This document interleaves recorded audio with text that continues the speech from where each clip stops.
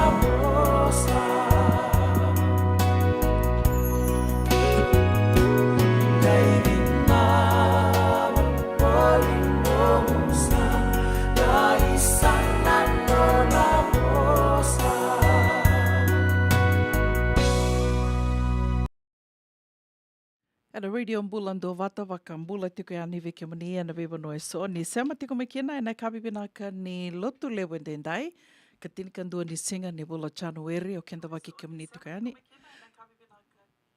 Ni taka ni uni Bula vinaka tiko, ni taka talinga ni makari tiko ya ni na mbio liwa ni radio Bula Duavata ena kabibina ni kua anduindu tiko na singa, anduindu na vanua, anduindu na ngauna.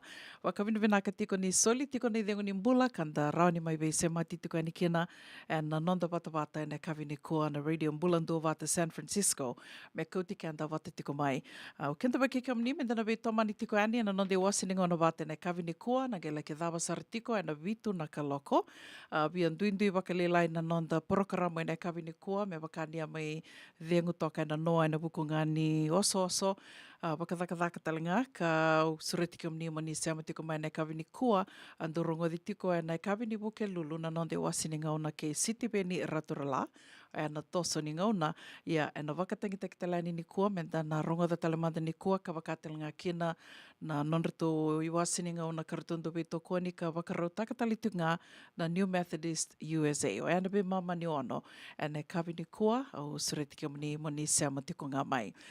Mai teko putaki tiko na nonda iwasininga ona Vata ena kavi ni kua sera kataraba mai vei chale mare au ona beba kambula tiko ni kena vi kam ni kedena seama tiko mai ndena nga ni usanga tiko ni reidara ona ya dhamuni ya sanga na lenga kila ni oni sana kila tiko ni wakambula tiko ni vi kam ni ena kavi ni kua nomni tokani go una buninda kua ni mbula binaka.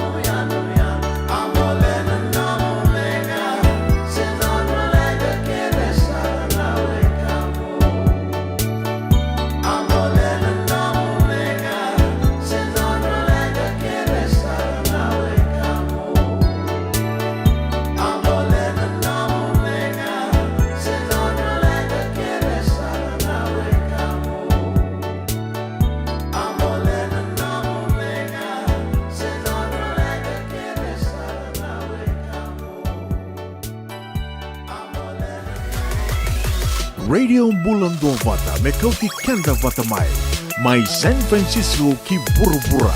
Sema mai ngai wase yani. Now, usually I don't do this, but go ahead on break them off with a little previews of the remix.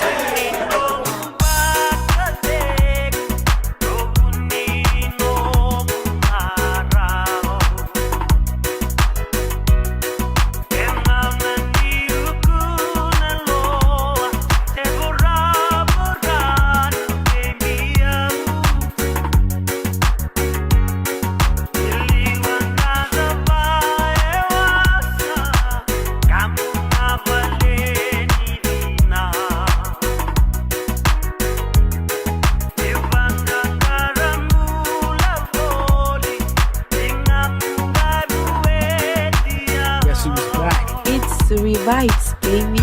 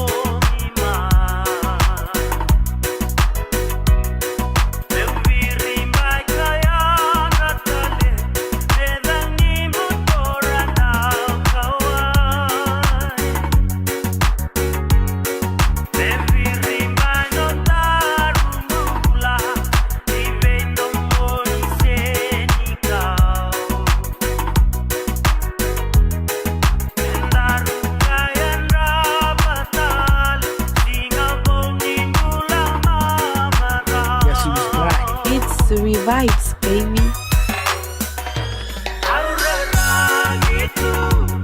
Naliliwa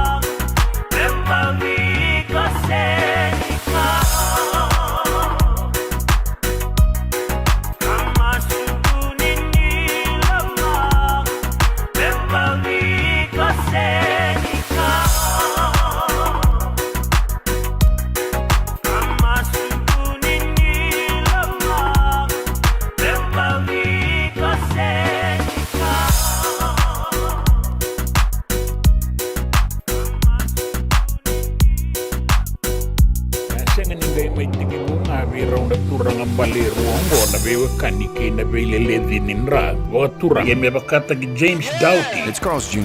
Rau sama ni maingele rua talengakin.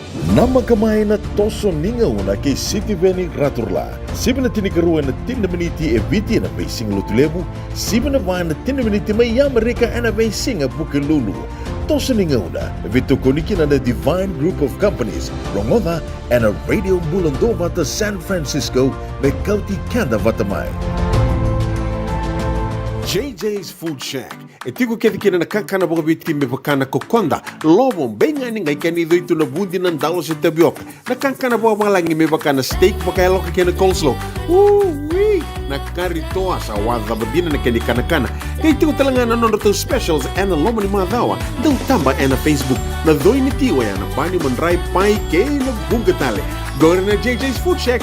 Viu Valley mo Billy Jane Street, Santa Rosa, California. Pero talagang rito dili mo yang may Santa Rosa, may yato sa rani kina Vato. Giriti rito sana kina Vitu Saiba Vitu Tolo Vio Tolo Dundu Limono. JJ's Food Shack, Santa Rosa, California. Dendram beka nang wala ni kibal nilo tira buko ni oso pakadada ka. Sendrakin-drakitan beka na itos-tos nimbula. Kuha nilenga sinuing gawa-gawa. Nana magi-mai kina programo warotaki. May veratao na New Methodist Christian Fellowship USA, Nongu Chisu, Nongu Banua. Rungodi na bima manione na kabini buku lulu bei Kemundo e California, bima manindu na singilewu ni lotulewu bei Kemundo e Viti, and a Radio Bula Duavata San Francisco, me Kauti, Keda, Vata. Sengan din ni karaw-rawan na daka-daka waka kekiba.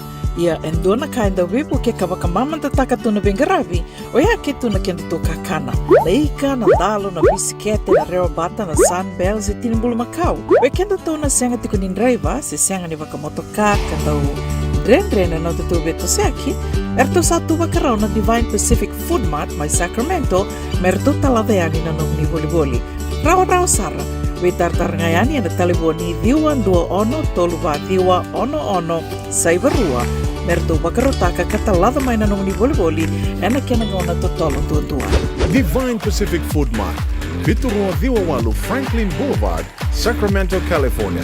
Namba di telefoni Viwan 21 Saivarua. Erto ngarap talangan ni kanalay waka sumburi ni nanomu yaya. May nanonood to stoa kinanomu mati ni katumba.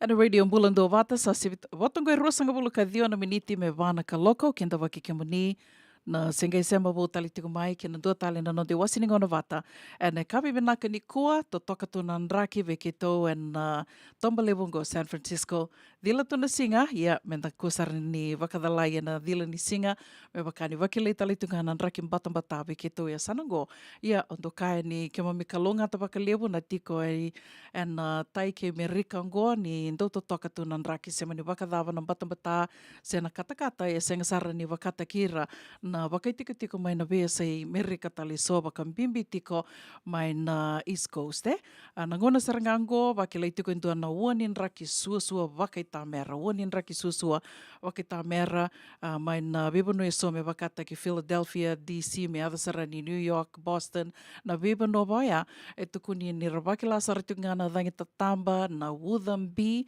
lako bata tali tuga ke na sonabanua wakilai saritukina na Wudha de Vata na snow ni roto tiko ni tina kawalu na indi na kia na wawaku ni vanua na snow e ratiko kina koia ke to ondo kaitu kina ni kia mami kalonga ta waka lewo na tiko ya ni esai merikango waka nui benaka tiko vikim ni na sea marau tiko mai vikim do mai Pennsylvania wakila talangani kilani do wakila talituga na nraki suasua waka nui benaka tiko ni vikim do kila ni wakilai tiko talengai na bungasara tukuni ni nrau wakan rau na undolu waka undolu na matapu vale wakilai tiko na mboko ni liba ke na sonabanua wakilai saratukina na wulubu ya na weka so sota kai tiko na tai ke merika ya ke to sabaka nui ni venaka tiko ane veki muni kia na siama tiko mai sanangori ni take ni na tosa venaka tiko ngana kena garavi tiko na bula kena garau ni tiko mantanga na nontam bula and we singa kina. Nanama ki te kumai ni sivina vai na tini na miniti da na seama tiko ni kina nonde wasininga o na dorongodi tiko e na veivu ke lulu. Mea wakani a senga ni rongodi na nonda prokaramu na kavina nonda na gai rongodi tiko e na kavini kua na tosuninga o na mea wakai vito ko ni tiko kina na Skytrade International ke na Divine Group of Companies. O ia ni sivina vai na tini na miniti e na venga ravi ni sitive ni raturala. O tia e na wemamani ono, mai na wemamani ono ki na vitu, dan sema saratiko e ni kina verito na New Methodist, na isangasanga na New Methodist USA, and non te porokarama do rongo ditiko na vea kavitalangani wo ke lulu, ko e na rongo ditiko e ni e na kavini kua, wakanuni tiko na madha katu mai sana mai tomani tali tiko kina na non te wasininga una, kando venga ravi tiko kina na vea kavini lotu lewo non tangasini vuli o polangereti, nongu viti. O e na wakanuni sa tiko ni sana ronioti tiko na nona ngande na nona nganjitu na nona gasini vule polangereti nganjitu na singni sudu wakatawa sengo e tu sartu mai ngilandi ka wakanuni tiko ni sana mai veronga din domo tali tiko e na madha wakatu mai sere kataravango ve wakambula tiko ni kena vi kemanina siama tiko mai ne kavini kua wakanuni vinaka ni rongo vinaka tiko ani na mbeo liva ni radio Bula Duavata ni takatalangani tosa vinaka tiko na venga ravi ni lutu tiko ni tavi ngai ngaravi tiko na kavini koa na vi serke de sare wakatangi te tiko ani ando na tavi serango me vi turanga nei ta ana sandavui.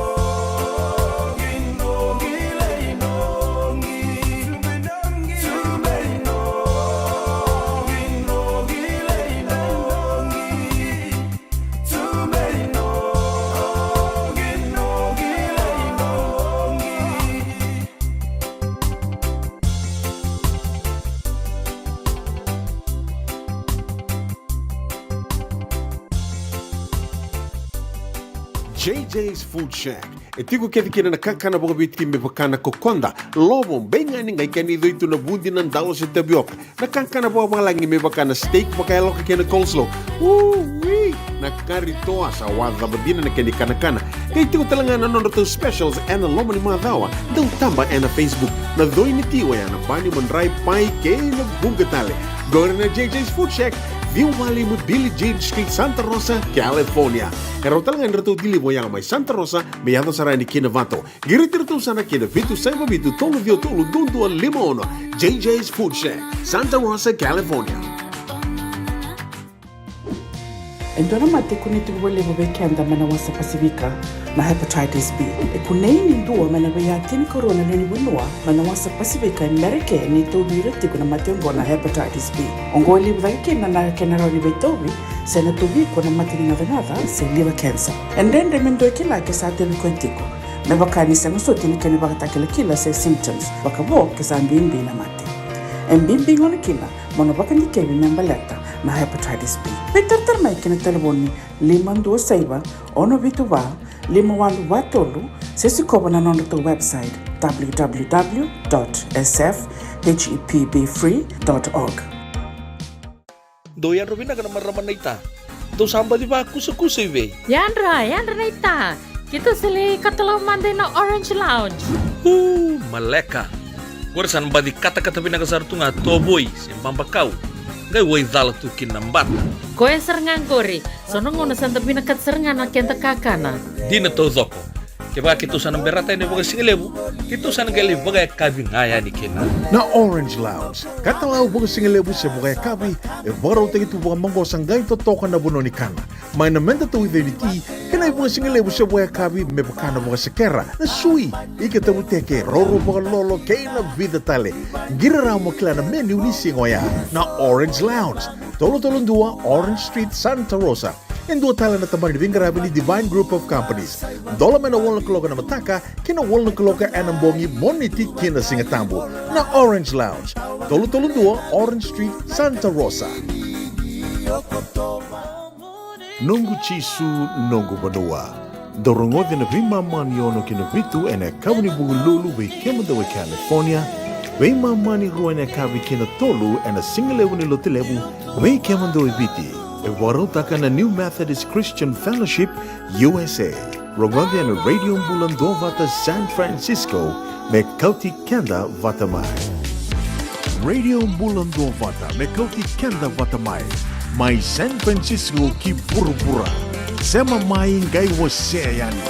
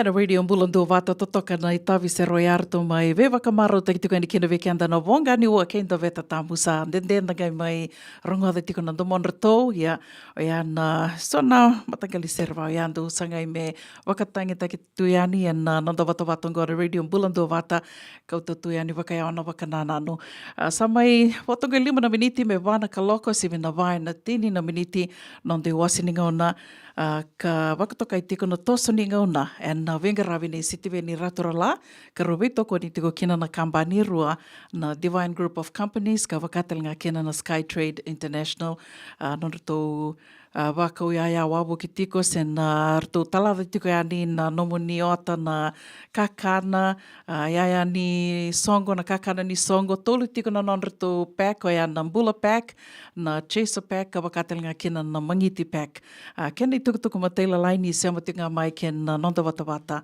na radio Bula Duavata.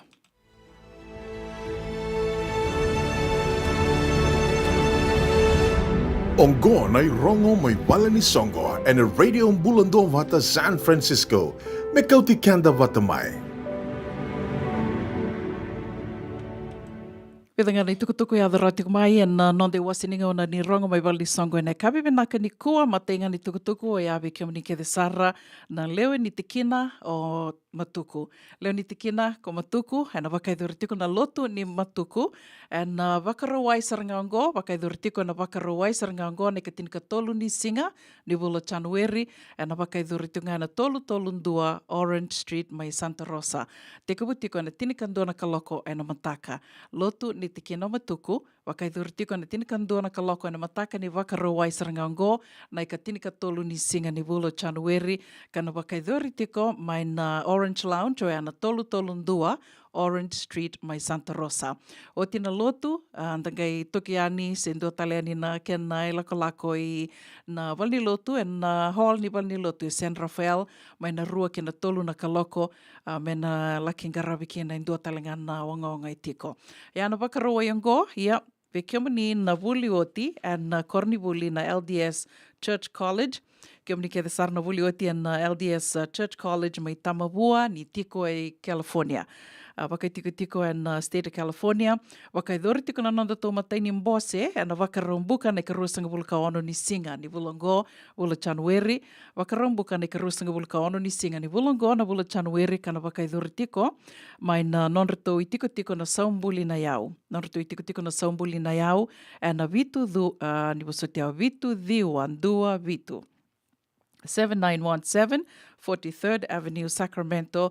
Te kubutiko na songo e na vitu na kaloko se na nonda tu sota.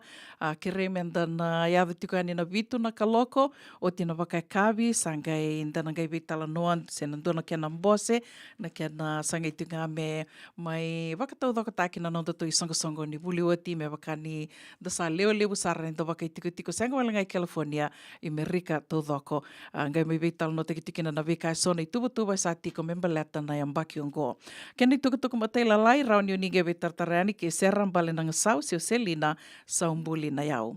E a vida nei tukutuku e adha rau tiku maina no te wasininga o na ni rongo mai wal ni songo e ne kavi ni lotu le wendendai ne katini kandua ni singa ni bula January se mani songo davanga e ndo sana vuda tiko se ndo senge vital no takitiko vital no takitiko mena mai tau iavu e na sei vuruvura davanga senga walenga vikendo tu i California sei vuruvura davanga ndo sala ki tau iavu takatikina indona no mando i songo ke lani songo ke ade tiko na ke ane naki naki mbeka ni viva kandua vata taki mbeka nga se sota tu mbeka nga baka tikina koro baka yasana vikimdo mai yasa vengana vanua ni tiko kina ko ia roni wako mai ne mdo i tukutuku mena mai kadhiwa ki ani and nonde wasininga una ni rongo mai wal ni songo senga tiko ni soma kina indona kana kena mai kadhiwa ki ani go indona ngoni sala rauni na vivo ki tiko ni kina na radio Bula Duavata kena no mdo sasanga se mani sasanga davanga e sa tiko wako nga mai na messenger radio Bula Duavata se rau talangani ni mbiuta nga me biau una woninda kua se veitale mata kimbau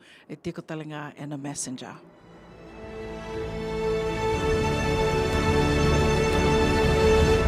Ongo na rongo may bala ni Songo and a radio Bula Duavata San Francisco. Me Kauti Keda Vata mai.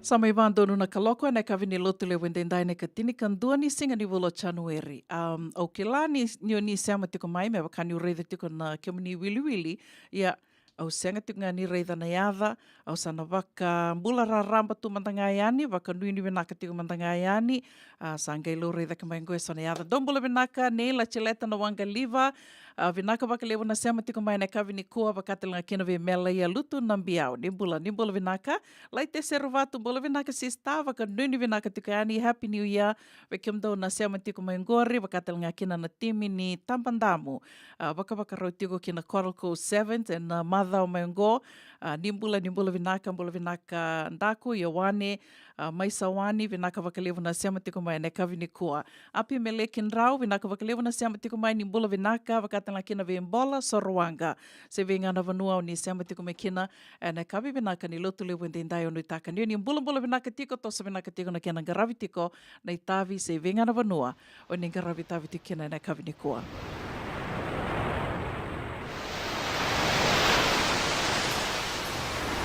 Hanggang beto kau bakasara wana lamani koro bakatu lamani banua ya thaisa wana moniro ngota bakairo bau bakandanga bau bakairo moniro ngota.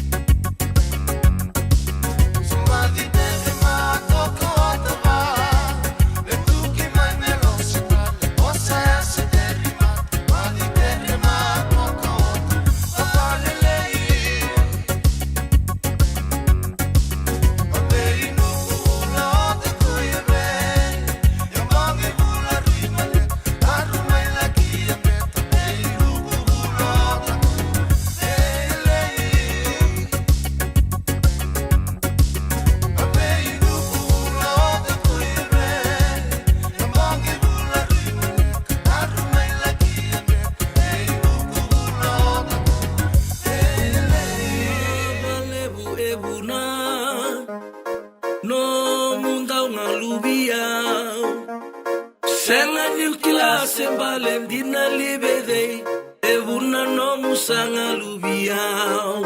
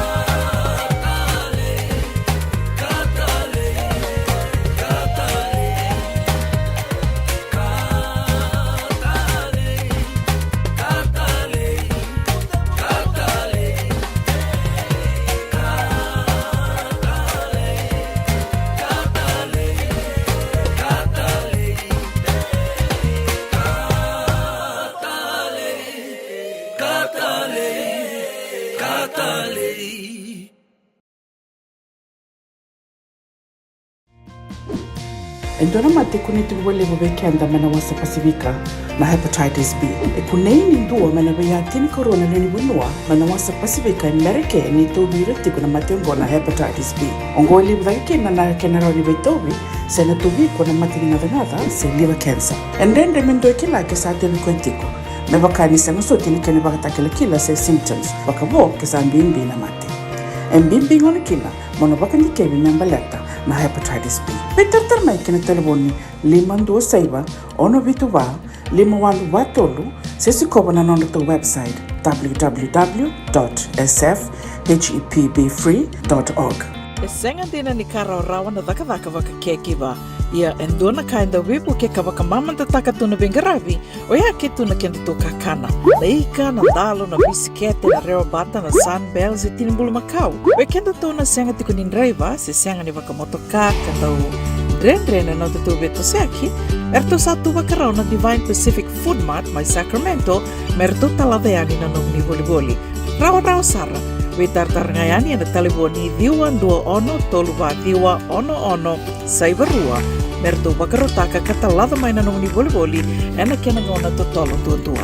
Divine Pacific Food Mart, Vitorua Diwawalu Franklin Boulevard, Sacramento, California. Namba di telefoni V121 toluva ono saivarua. Erto ngarap talangan ni kanalay waka suburi ani nanomu yaya. May nanonor to stoa kina nomu mati ni katumba. Dendram beka nangola ni kibal ni lote na buko ni oso pakadadaka. Sen drakin-drakitan beka na itos ni Bula, kuha ni lenga sinui gawa. Nana magi mai kina programo warotaki. Mai vera tau na New Methodist Christian Fellowship USA. Nongu chisu, nongu banua. Rongo na bima maniona na kabini buku lulu bei Kemando e California. Bima mani dua na singilewu ni lotu lewu bei Kemando e Viti. And a Radio Bula Duavata San Francisco. Me Kauti Keda Vata mai. E na buona ngauna na lewa ni nondo soso enda sa senga sarangan nikla na dapat menda baka talutaka buka singilewu taka siya baka kapitaka. Neka kuni lo malenga. Sa tipin dono munua e rauni buka dingo ikimunio. Waya na JJ's Food Shack, Santa Rosa, California. Na bei matangali kaka na itugina. Mebaka na karitoa, waraisi. Na lobo, palusami, na buwaka, na kaiwa soso, na dalo, na toa, na kukonda, bayangani ka ng gamure. Nakaka na buwa balangin, mebaka na steak, gay wakay loka, tabioka ka na coleslaw, surua, tatni. Gila ko pata na kaya na pie, ng bani kay naman rai. O yan na JJ's Food Shack, Santa Rosa, California. E rosa nga no direct message virto, giri nga kina bitu sa iba bitu, tolo dio tolo, do limono, se, o nga wale sarang alito, miko may nanumota, e na dio maluma, Billy Street, o ya e Santa Rosa, California. E raw talaga ni rito ulit dilibutakan na kaya mukatalo wasing lebo siya wanga kabi, ya may Santa Rosa, Kinavato. JJ's Food Shack, Santa Rosa, California.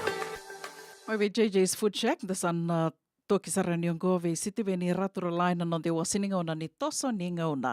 Daronga dia na buke lulu ya ni kua sana dana mai ronga da tali ni kua. Ronga dia na noan da ronga da tali ni kua kanda waka bini bina katiko ken kamba ni rua non rovito kua ni rau ni mai ronga di tiko kina na non da i wasininga ona se rau ni dando ronga itala no tu kina and na toso ni ngauna ke city veni raturo la and Radio Bula Duavata San Francisco da waka bini bina katiko ya ken kamba ni rua na Divine Group of Companies ka wakatel nga kena na Sky Trade International na keni tukutuku matay alay ni semati ko nga mai ken nanda wata-wata ngo na Radio Bula Duavata San Francisco.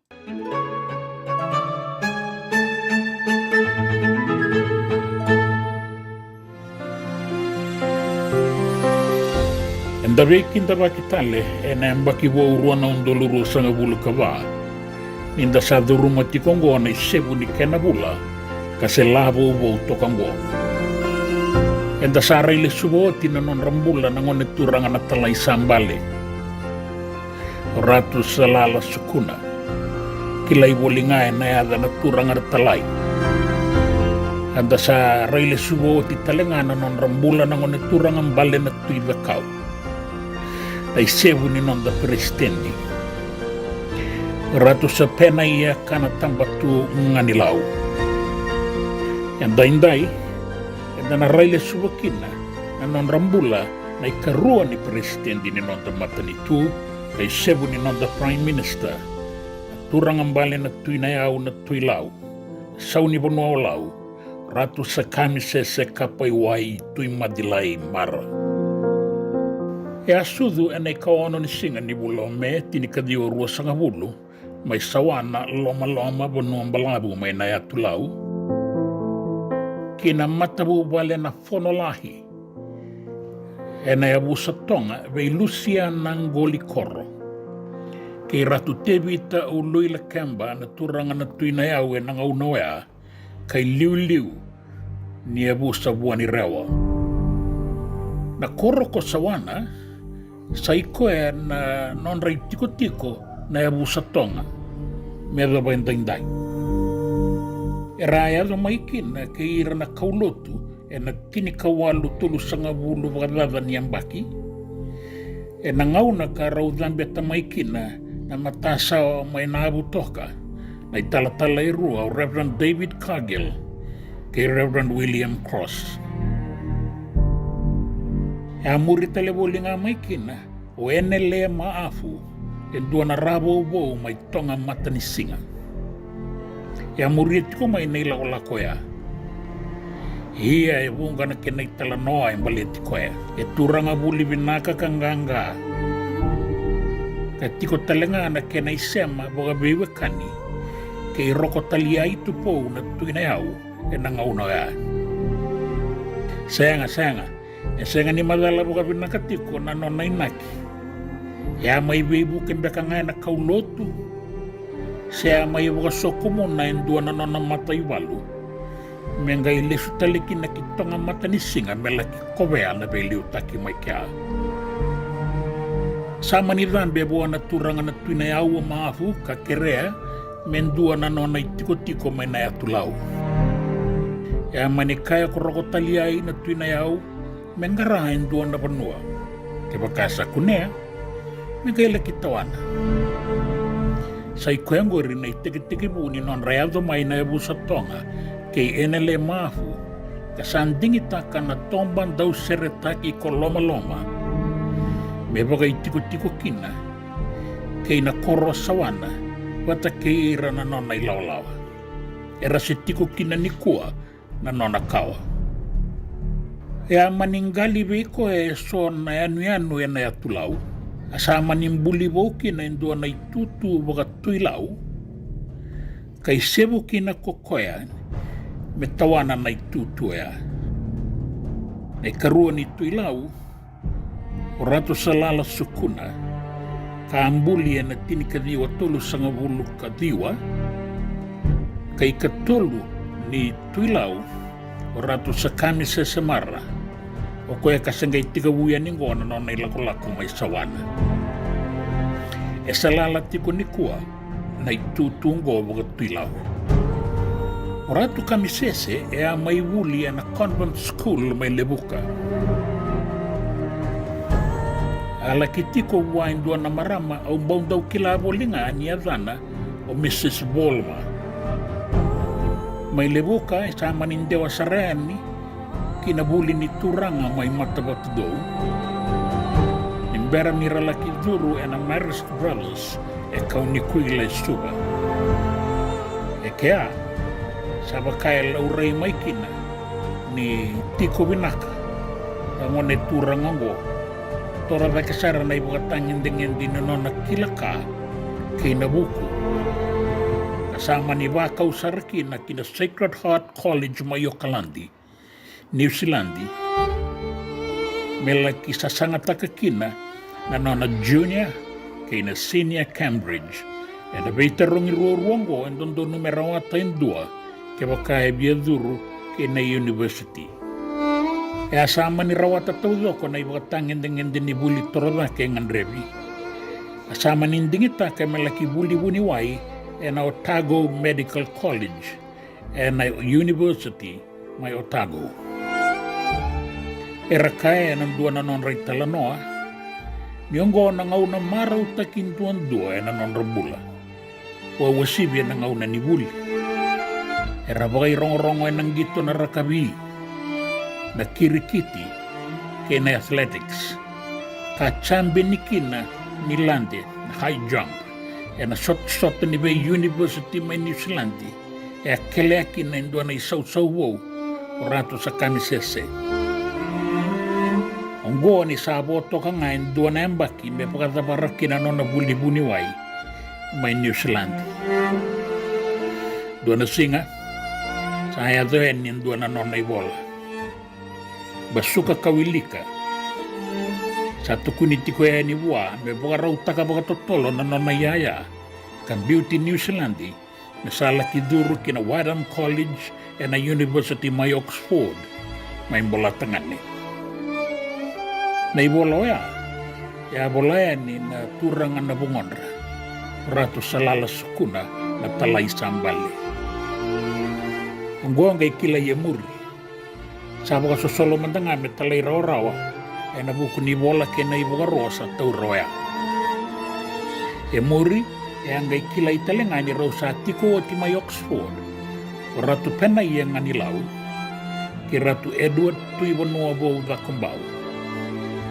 Sa wakarau taki i ratu tiko na turangango ngone turanga na talai sambale me ratu na veli utaki e viti nda Southern Beta na bata ni tungalala. E dangorongoro e nanonda raya o na turanga na talai sambale. E ala kiamba kitolu na nona vuli mai Wadham College. Kangole wakina na tambani vuli ni Bula Duavata sana economics. Sala ki rawata boga binaka sanga ile sutele mai kibiti me mai daka na matani tu kolonia na ngaunoya. E alesi kina sona itabi ke na daka na be saibiti kala ki ndio utalenga mai nahua me kena turanga ni lewa e na matabi lewai. Sawa tia vida na ilesi boga matani tu sanga ilesi kina mbot salawa e na tinika diwa o no sanga bulu katulu. Ongori talenga na embaki e rasaba ka tikoriki na meratui lau. Karambuli meratui na yau e na tinika diwa o no sanga bulu ka diwa mai la kemba. Sai kawalu kina ni tui na yau e na itukutuku ni wenga una. Sa wakila itiko e viti na besau. E na iwagarau ni wei wasaki, na itukutuku tambaki na ni usibeva, ke na itukutuku e rongo na walesi. Senga sembera na television na ngaunaya. Tapogaro rongo walesi nga. Rasa anduri na wei sogo mga politiki. Sabakain dua tanya mai nanraki di beliutaki. Ni sa te kabu rongo tiko na dondono ni tamata yan dua. Na beibo saki ningele kei nambula wailabo. Ya na ya wala tini non dambula ni beli utaki oya. Era to undei toka kina waka batu na non da turanga beli utaki. Waka wasibi na itutu waka chief minister se minister liu. Ara sa taura toka na ngaunoya na ngone turanga mbale na tuinayau. Ne katini ni okotoba tini kadio vitu sangabulu era sama itaura kina na imatai ni nonra ayabu ni boga bulewa e viti. Ena lingandra na rabo bo ni wele si na ngaunoya kasatu itiko main bola tangan endai chale na ikatolu. Kina koroide deri ni bendo kai me sakadibikina me koratu se kamisese kapaiwai tui madilai mara. E rabe luta kina nonda banua, mai na tinika diwa vitu sangabulu, kina tinika diwa walu sangabulu kabitu. Ni asan ruka kina, na isonga boga politik ni Alliance Party, karena luta kaboli mai. Tapi dingin talengangori, sang basika kina indua na besau, kasi tiko ngango ina nonda banua. Ni sabagay tabi kina na matay walu, may bagay ado besau. E na isebu ni buawiri. Enday, sabaka e bagay ang atakitiko na buawiri. May besau takikina na mata ni tu kay na kenalawa. Sa besau o ti baga lima na yabu ni baga bulewa. Kay na mata ni tu e na salanggo. Kanda sa sota kaya tiko ngango na kena rebu-rebu. Nioti na buabiri, erabe iliuta kitale na itutu baga Prime Minister, meadawa na tinikadiwa sangabulu karua. E na tinikadiwa sangabulu katolu, rambaliki na nangone turanga na tuy takau. Kara taurato ka na itutu baga presidendi na ngaunoya, ratu sa pena iya kana tambatungan nilaw. Era sama di beso somitakiani yan itutu baga presidente na turangan na tuinayau medawa na embaki rua na undolo. E na bula kome ni embaki oya rua na undolo en dua tale na buabiri e aliuta ka o George Speight. Kara beso kina na lewe ni palimendi Me ratiko kina na loma ni palimendi me 5 kaona na singa. E wili tale tiku ngangori o andi koila na ila tikau. E kea, sanga i kere boga dengu boga ndua kina na turanga na tuina yau e ni tutu kede boga mata ni tu e rabe inga rabi boli mai kina. Sa tika butara ira tale nga mai na mate na bimbi ni dola ni benga rabi e na bida sanga bulu na mbaki. E na ikatini kawalu ni e pereli runa undolu kaba ni rasaya mbaki 8 sanga bulu katulu e rasanga imbale na korturanga isuga. E ralaki boko tori bokandua na sautambu mai tumbou mai lakemba e na ya tulau. Enrendre menda boka tau watana na non rambula ke na non rabeli utaki ke na ken reanga i viti raramba ke kenda na vei mata enda oka i viti e na kau ni lewa na kena mangosa ke na malumu ni veli utaki. E ratou lewe walu tau doko na ngone boka tumbu mai valelebu e 5 na marama ka ratou lewe tolu na turanga. Sa rongo bagi tiko e viti andai ni sa nambuli o ratu te vita ului la kemba mara me i kadiwa ni tuina yau me sosomita ki ratu sa kamisese kapai wai tui madilai mara na turanga tamani. Ian de nanga i Hazembeka and I'm backing go o de ie kilai. Ongori e nanga indua talekina na itala noa e na toso ni ngauna. Di Samoa.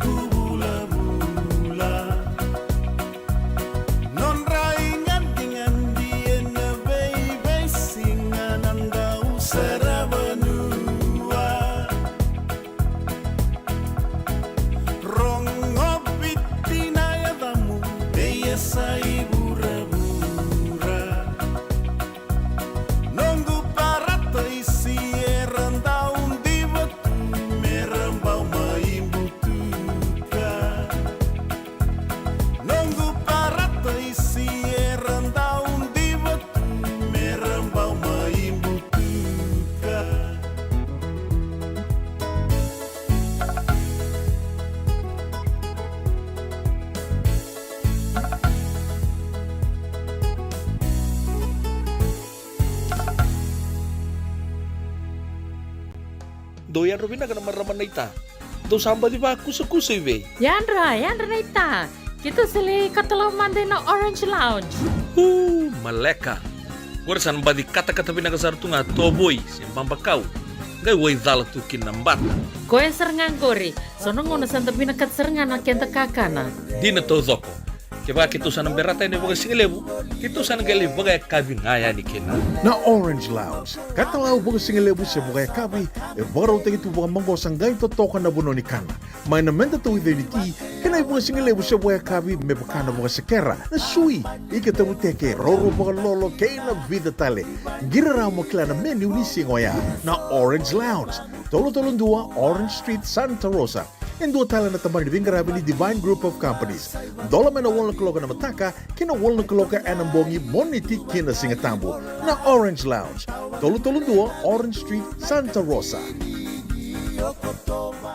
Davoi kalawa kay Mrs. Titilia Naitini. Darungo di kinanabi ulu tanga bimbi. Kanda unrende na kinabi talonota ki se usay ena matanalevu. Ulu tanga di tosa kiliw. May ibayong giti kan daw velabeti. Romodan ni 7 na tinaminiti eviti na may Singatu City, 7 na tinaminiti na may Singamuniti Emerke. Na damoy kalawa kay Mrs. Titilia Naitini. Romodan dundunga and Radio Bula Duavata San Francisco may Kauti, Keda, Vata. JJ's Food Shack. Etigo kedi kina na kakana boga biti me bakana kokonda. Lobong benga ni ngai kani itu na bundi nan dalo sa tabiok. Na kakana boga malangi me bakana steak bakaya loka kena coleslaw. Wee! Na karito sa wadha badina na kani kana. Kaya itigo talaga na nono specials and loma ni mga dawa. Daw tamba na Facebook. Na doy ni tiwa ya na bani manray pai kaya na bungatale. Gawin na JJ's Food Shack. View Valley mo Billy Jean Street, Santa Rosa, California. Pero talagang rito dili mo yang may Santa Rosa, may yato sa rani kinavato. Girit-rito sana kinavito sa mabito tolo vio tolo dundo limono. JJ's Food Shack, Santa Rosa, California. Dendran beka nang wala ni kibal ni lote na buko ni oso-oso pakadadaka. Sen drakin-drakitan beka na itos-tos ni Bula, kuha ni lenga sinui gawa-gawa. Nana magi-mai kina programo warotaki. Mai vera tau na New Methodist Christian Fellowship USA. Nongu chisu, nongu banua. Rongo na bima manione na kabini bugu lulu bei kemundo e California. Bima mani dua na singilewu ni lotu lewu bei kemundo e viti. And a Radio Bula Duavata San Francisco. Me Kauti, Keda, Vata mai. Ana Radio Bula Duavata San Francisco sa botongo rusanga bulu kavitu na miniti me 5 na kaloko baka nui ni benaka tiko yani saving ana bono ni sama tiko me kina ena kabi benaka ni kuo ni taka ninda maru taka vata tiko na nonde wasini ngona vata ni talanoa ni toso ni ngona me baka me venga ravi tiko ni kina city veni raturalayo e andorongo di tiko ni be kabi ni buke lulu ena nonde wasini ngona vatongo ni sivina vai na tini na miniti dinangani sa lutu levu tiko ni kua do tongana be so leilai na madhao ango. Madhao katu mai sana rungo di tali tiko ena singa vuke lulu. Sure tika mani nana makiti ngā mai sema tiko ngā mai. Na vei sere soe wakatangi tiko ani mena i lutu tiko ni tavi ka wakatel ngā kena na nonda e wasini ngau nani a lotu ke ratou na New Methodist. E andorongo di tiko mai na wemamani ono ke na vitu na kaloko. E na kawini kua e ambiu yani e na kawina noa i na tokarua takitale e na kawini kua me wakani a senga ni rongodi na nonda live program e na e kawi e na noa. O waka muri e toka indona i talanua indona kena i talanua indona ngone lewa mai New York. Tukuni ni ngone leo ngo e dhaka tiko kua na ndona volnikana. Do vinga ravi tiko koia na dona valnikana waitress, o tianga e sasanga tiko koia, me e wuli dhaka tiko, na dhaka e wuli tiko koia na nona sasanga tiko mena laki ndua be ira na do wakaritaki na yale alo ya vala se na actress. Ya nona acting school, e lako tiko koia li wuli tiko ya, o tia sange me dhaka tiko ane koia, waka waitress e na dona valnikana mai New York. Nongo waka muri e toka ni talanoa ya, runa kai lako mai viau, ndua o ya ni se mani wakadawanga na dhaka, enda sa dhaka rao tiko kina, sa rao tiko kina nei lavo, rao tiko kina na Bula, ndo numenda na donga raba waka mbimbi, nda tora waka mbimbi na itavi, nda sa waka itavi teke kina. Ndua ya, ndo tale na kau bulida, o ya ni nda venga rabi, menda na venga rabi tiko na Na alo ni kauaindina, alo ni lolomandina, na wakabimbi ke wakamida na venga rabi tiko na matangali senda dhaka tiko na na matangali dhaka vau yani ndanga rabi tiko na tamata tambuyani se na bibano eso Andrebi kena na nonda venga rabi menda na ve mali oi tiko bat ke ira na leo ni vanua na ve singa e ana kai lako mai votu mai na nongo waka sama ni uilika na ni rongo de tiko na kena tala no na ngone leongo tuku ni na nona dhaka tiko ya na volne kana as a waitress ngai dona matapu valer to lako ani ngona singa ni sudu tinga na mali o tinga ni singa ni sudu waka tawasi ngo angir to lako ni dona matapu valer to le kana mani kelani tanto le kana valne kana sange do lakani ira na do venga ravir na waitress sange do vakile te kirani ve kanda merange tuko no eu na no do waitress eu na ngaravi kim do tiko na ngona do tiki ngo e vatiko ya sama ni laksaranga na ni koele vaka bula virto na matupo balengo vakile te ki koe ni koe na nonrito waitress e na ngaravirto e na nonrito le vaka kavitiko na kavini singo ya laksar tiko na vitala noa o tiama ni vakarita kasaritiko koe ni endua na kila na Broadway show endua ya senga ni alo ya vala viki mani na sakila tiko na Broadway show oni na kila na vakana drama oni kila na kau tal no takatiko nengo sange ni sobira na Broadway shows ongo era sauli lewu sartonga so $500 ndona tikiti so mani adobo sartika ni bobole kata tokani na ndona $1 na ngone le ngongo sange vakarita katiko ko virto ngona kila ni vitala noanga vakambula tingarto le veuali tiko sange tiko na sartingo no ko virto ni viali sarava tiko ko endua na drama o ya se na Broadway show ya vakarita ki sartinga vakai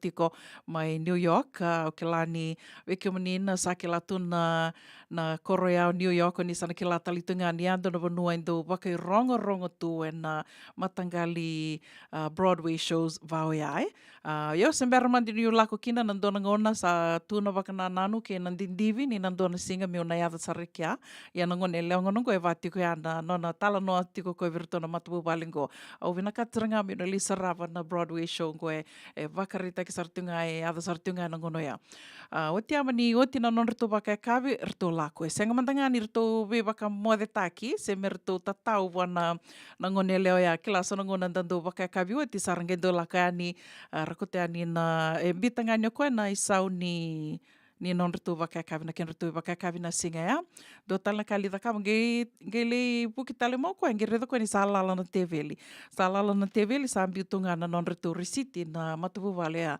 sangere do ko ni tukuni ni dona kana nona kinroa ni reda na risiti ni volai tuki na ken rito iso ni vaka kavi e rona nrau 5.5 vaka dava tunga na dola ya na ken rito iso ni vaka kavi erto sange mbiuta toka na vanua ni kondo volai toka kina na tipe koe arto sange ki vola torto ni $500 erto mbito tokorto $500 non rito kani vaka binaka wana ngone leongo ngai sauni non rito vaka kavi na singa me oka kino ya na sauni kakana keina non rito tip e vitu nan rau 5.5 vaka dava tiko na dola koea mani arto sangi valato korto en dona ivola arto mbito toka iki arto ya na risit arto sangi valato korto lako sara le marotaka na singni sudungo na le sarava sara na Broadway show ko via sarava tiko ya gona no mi sauni tikite $500 wakasama taka mandea dona singni sudu waktawa sivinaka wana ngone leongo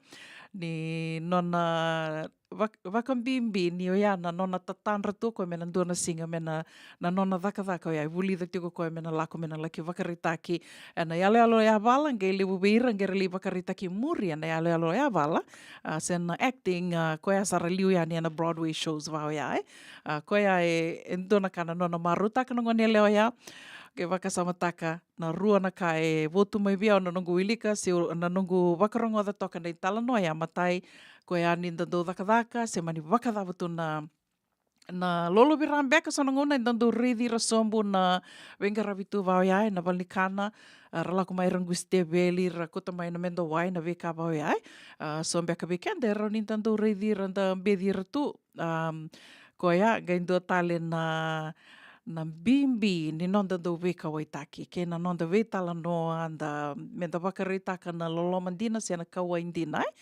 Se venga se tambana da vanga anda venga ravitiko kina. E rona kai votu mai veau e na nongo waka wilika talitonga ia. Au waka samataka sara ndona rona buiningo ne o andonga ravi rautiko. Ia, o tia, do vera waka mendo kakulitu ko ang kasi vera endo kakulitu na nona e wakarau. O santo tal no taki ko e toka ani waka vida na nongo do venga ravitikani. Sa vida tokna keni tal no vi ke menina do waka murete ko mai no do porokaramu. Sana rei o nina ronga da beka na keni tal no na maramongo. Ia. Ko ngai ando kakuli tō koe na viwa no ke ke tondo lako kina na kana mandai. Ne ke tondo le kana o koe sanga indo waka me vengo na ke ngana ngone sa komi kina kena kakana. Koe na wakasokatale na kakana. E ndina ngani o koe ngai o tataka na kakana ia ai. Koe na wakasokatale ana tobo le ngā valele vangosa na tukono koe. Kadhiwa tale koe na waitress. Lako mai me ko te aningo. Sianga ni talitaka e vatungo vango waka me... E na ndunga na kai na tukuno koe ni dhala tue. Me wakadhalaki no koe na kakane ko mai. Wolaki ni vengo na kede. Ke tōna li kāna kina wata ki rona buina ngone ngo. Ia, sa lako ki tō sando, kiro sando mandua o ia wata ki koe ngone bua. Kiro sando mandua na lako wata ki koe se me ke tō lako wata na li kāna. Ia, aunge waka samataka votu mai via na nongo waka rongoda toka na i talanoa ni ngone leo ngo ke na waka wuri waka sama toka mai via na ke ni talanoa. E votu sarangona mai via na ni roa vi talanoa ke na puininga ne kakulingo. Ma teningo no singi te kupu dhaka kina vera o te toka mbek ngai vida na vula. Sa vango sa roko e viau. Baleta ni uredi koe ni waka ni kakulindina sartunga na none wakarau e. E na vi singa io e usanga indo moso e toka ngā waka malua. Lako ndona singa sa vango koe viau. Una, owe tukuna vi kundona ka. Owe na kata mi ko kila ni oiko na senga ni rau ni viso te ki kirau mi kiro na lotu. Kirau senga ni via lotu. Ya, o sa vango viko ai o talanga o sini na lotu e kanialo na senga ninduero ni na wakasorara te kiko se o ki monrau lotu. O tia o tarinko e sari na dhamandi ko watu ki na guru iko e dhamandi e watu ki na guru no wakasama sangi tukono koe. Paleta na ngono se ngone kina o nungu tā koe ndo ko tia o wakalevu i walni lotu. Ngai tukono koe ni orto katolika. Tukono koe nungu tā ndo ko tia o wakalevu i walni lotu. Ndona singa o laka ni walnot sa talanoa takitiko o Mother Teresa. Talanoa takitiko o Mother Teresa, unge rongoda na keni talanoa ndona kana nungu sea waka. Ndona kana nungu sea waka. Na ngona o sa dhurme kena i tumba, ia wat ke tamangu kero sa dhurme i tumba, sa au sange, waka deitaki na wunia longu, na nongu mbula tō dhoko, ia na wune mbiti o mikini kena kalongo, na nona waka sama na mbini ngone kakulingo. Tukono koe, au sange waka deitaki na wunia longu, ni mbiti o mikina kalou, na inaki ne nona mbiti o me na wuruvurango, ia me waka tawalea, na nonra waka mbauta na tamata kethenga, ke na nonra dovo sota waka dende, tuno koe mo wawalangi tangamandeani, tuno koe, God put me here to test people's patience. E vaia, ia na usutu ni nongo mbiu mai na wuruvurango. Ia, sa mai lenga na maramongo, ngai mai lenga toka a koe sa mbaki dio sanga vuluka lima, mai lenga toka na vida na mbaki saoti. Watu ia, wakadhamanda na nomundo, nomundo na numa ke mundo na sematiko mai na kawini koa na usutu ni nomundo mbula, na venga ravitu e na veisinga, wakabimbini nda lako mai ndo me venga ravitu, vera na itambangase, au ke lani sanongo nendo wakatobo le sartunga wakaleu na nonda alovinaka, na nonda loloma ke na wasota wakandende. Wakanuni vinaka tikani o ke lani o Melsa, ndona marama ndo wasota wakandende, o ke la tika nongonongo Pula vinaka turanga yanu, la veti mbali suva, vinaka wakalevu na seama tiko mai e na kawini kua wakatan la kina ve Bronzeville. Wakanuni vinaka tikani vi kimdo na seama tiko mai Australia. Wakanuni vinaka ni tosa vinaka tiko na venga ravi, wakatan la kina ve api mele kinrau. Ni bula vinaka seama sar tiko mai viti, wakatan la kina ve ana sautu, wakanuni vinaka tiko ani ana, uni takani o ni bula vinaka tiko, e na kavi vinaka ni kua, wakatel ngā kina ve keresi mbale wai rambua toka. Vinaka wakalewa keresi na seama tiko mai, mbula vinaka mbola sorowanga, ke ilai tia tama imbeka. Venga na vanua ni seama tiko mai kina, e na kavi ni kua.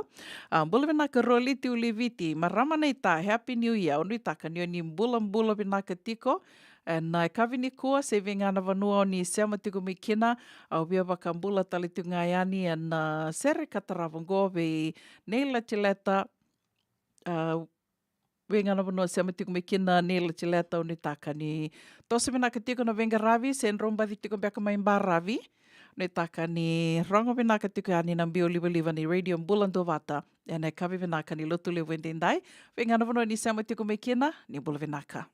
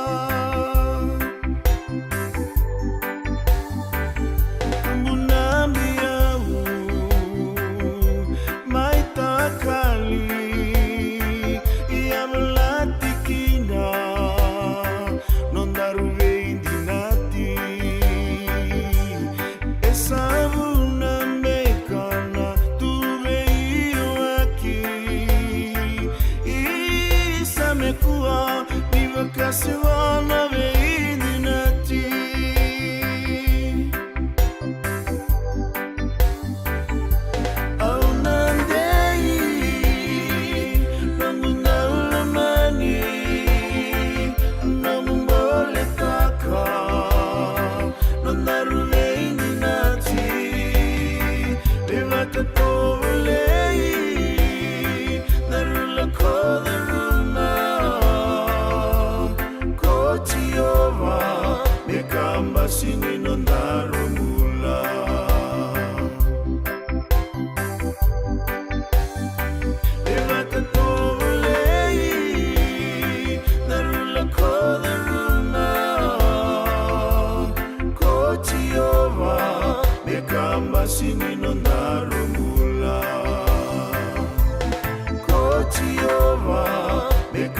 sini nondarungula Kotiova Bekamba sini nondarungula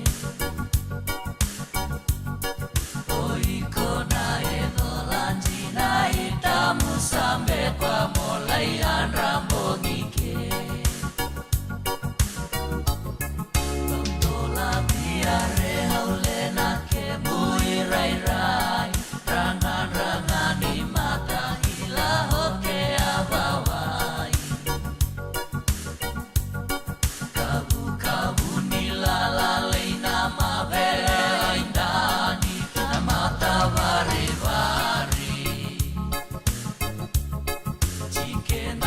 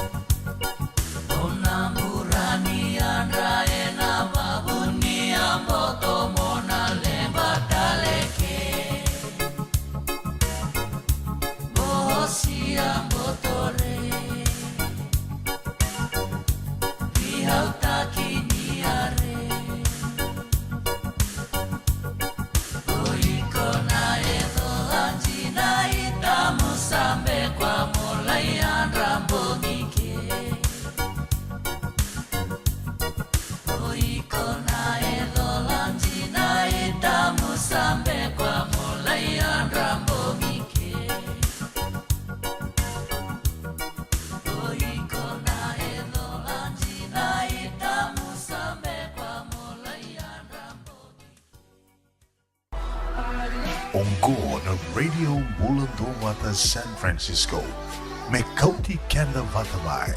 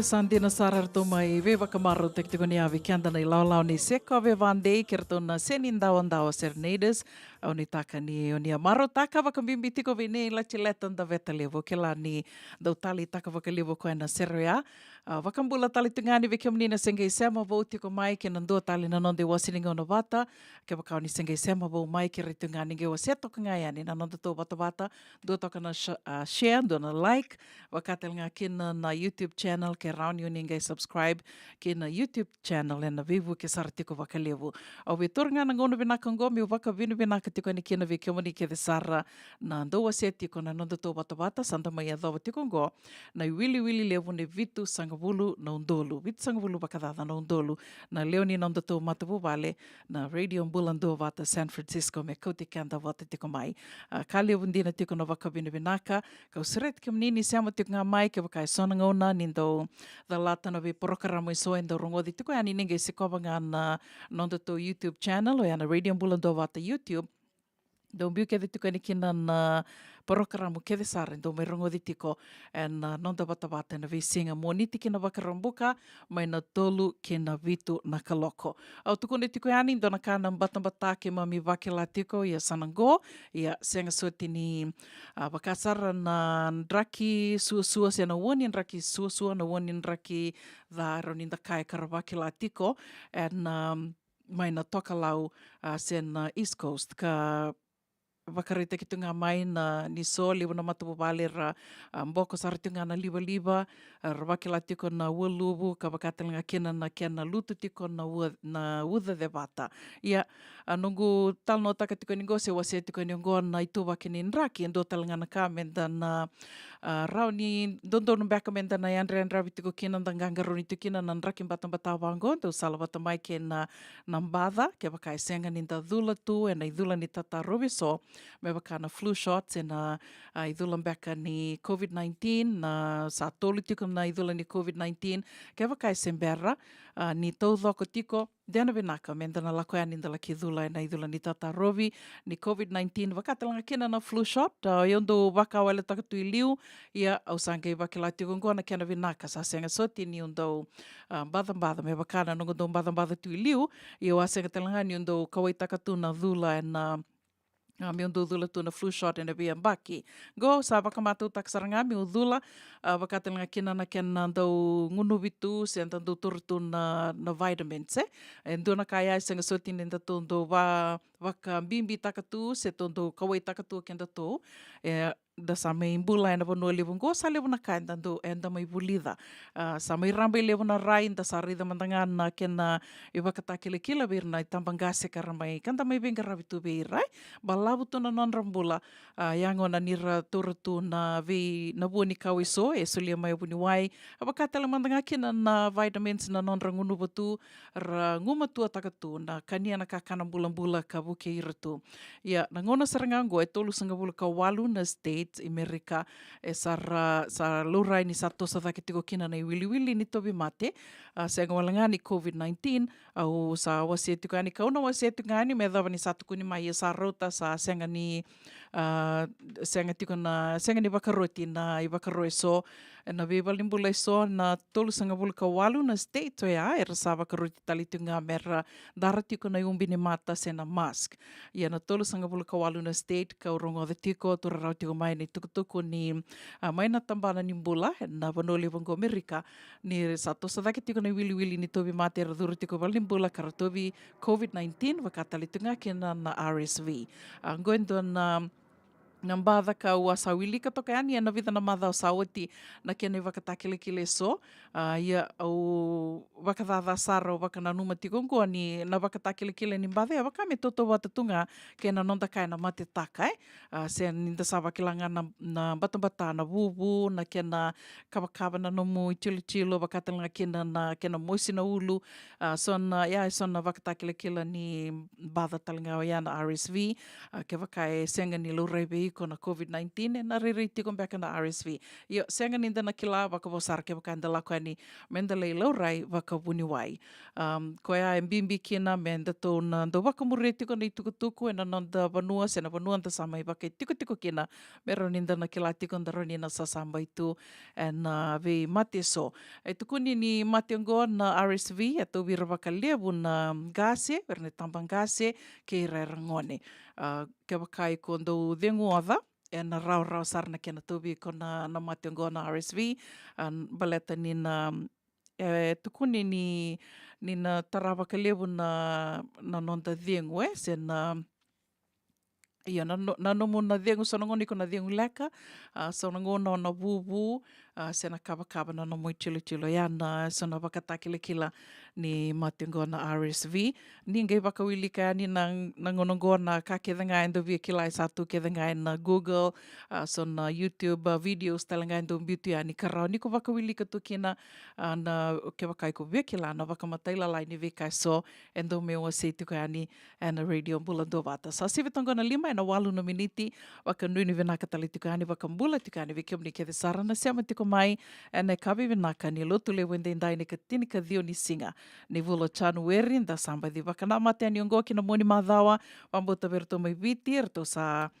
maru taka tiko ngo sa singa waka rombu ka tiko waka nuni vinaka tiko ena buku ni venga ravi se vingana vanua ni venga ravi tiko kina ene kavi ni kua au ni taka ni na tosa vina katalitingana kena garavi na tuba ke de sare sa tiko membaleta na moni madhango ve kem dona sa do tiko ani gona singa vakarombuka wakambula tikane ve ana sautu ka vakatelinga kena ve prawns bill ni mbula vinaka prawns mbula vinaka laveti mbali suva ke kem do ke de sara na sema tiko mayangori mai waga New South Wales so ni taka ni tosa vinaka tiko na vengaravi ka vakatelinga kena ve Melts, Bula Vinaka Melts, wakanuni vinaka talitungani na City Level San Francisco. Senga talani ngule thabitiki na marama na itaroli ti uliviti. Ni Bula Vinaka Night, Bula Vinaka Neil, atiletan da veta levu ka wakatala kina ve di Lady D. Senga talani ngule thabitiki na serango koko na ivaluvou, ni Bula Vinaka. Tawakatu elutukia na uda de Vata kemuni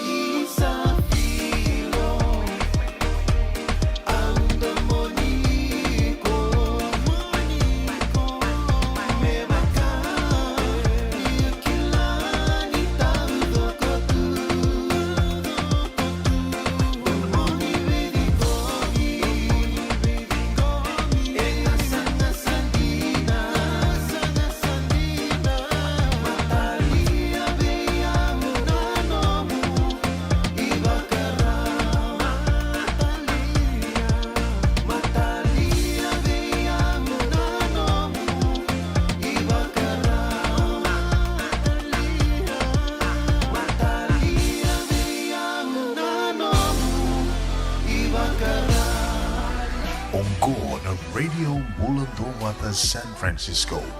May Kauti, Keda, Vata Bai.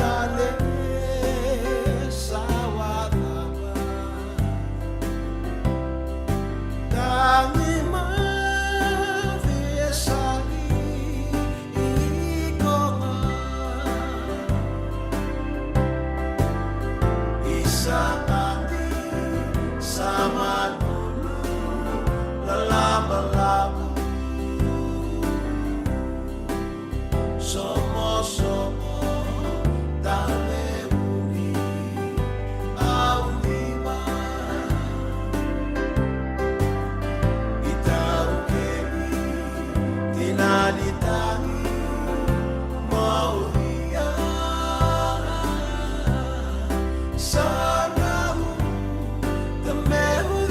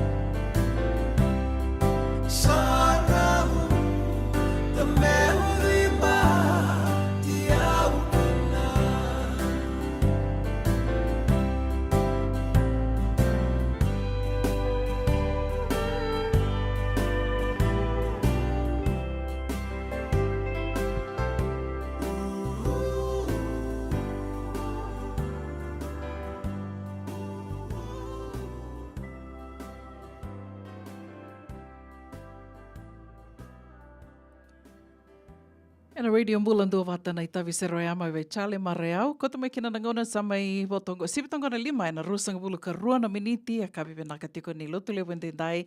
Katini kandua ni singa ni Bula January. Wakanu ni vena katiko yani. Sibenga na vano ni sema tiko mai kina. Kio ni senge sema tiko sema vo mai. Ke retu ngani nge wasiato ngani na nondo to Vata. Do toka na like, do na share, follow us. Ke rauni ni nge subscribe tali tonga mai. Ke na nondo to YouTube channel. Do maka Sara. Na Radio Bula Duavata YouTube and the rongo ditiko kina na biporoka ramu ke Sara do mai wakatangi takitiko yani rongo ditiko yani and nonda Vata Vatongo and beautiko yani se do yani ken Radio Bula Duavata YouTube channel moninge do rongo da talitu e ngona o ninga lala kina. Bidanga ni tukutuku ruanga ni tukutuku ya do rotiko mai ne kavini kua mai lewa na tiko yani na nonde wasininga o na ni rongo mai vale ni songo.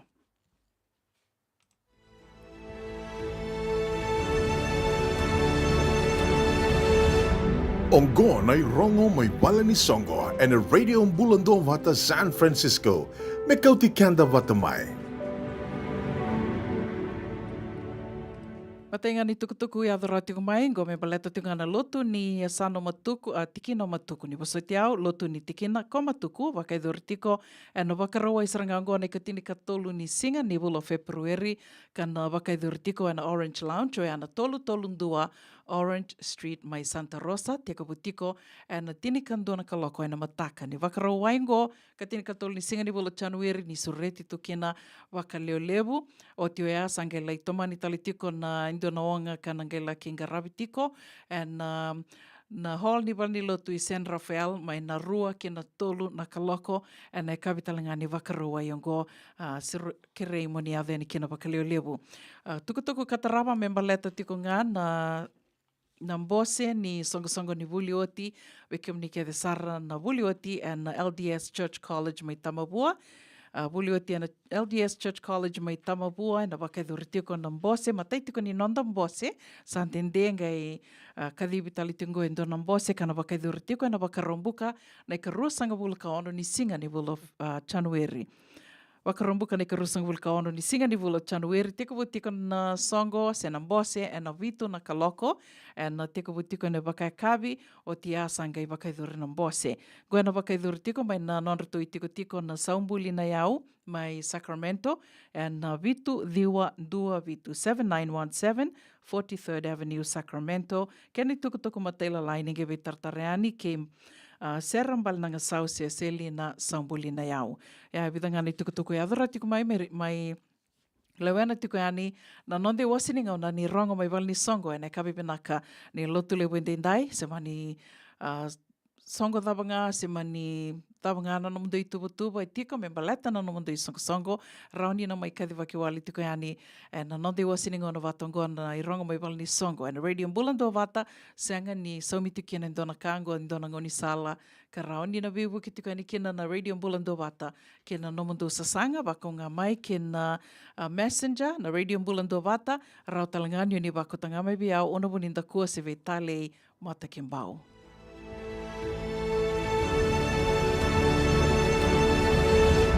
Ongo na rongo may bala ni Songo and a radio Bula Duavata San Francisco. Me Kauti Keda Vata mai.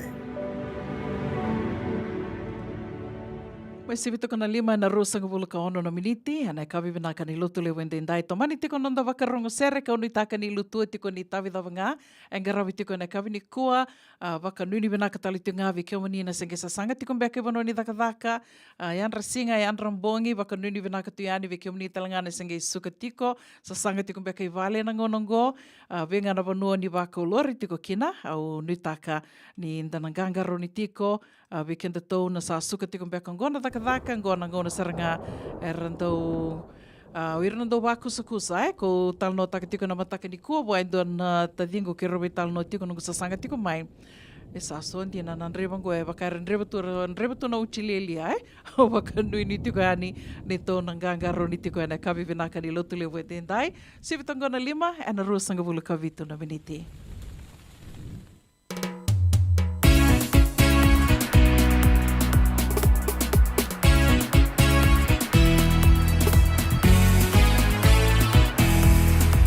Samoa Imoria Ro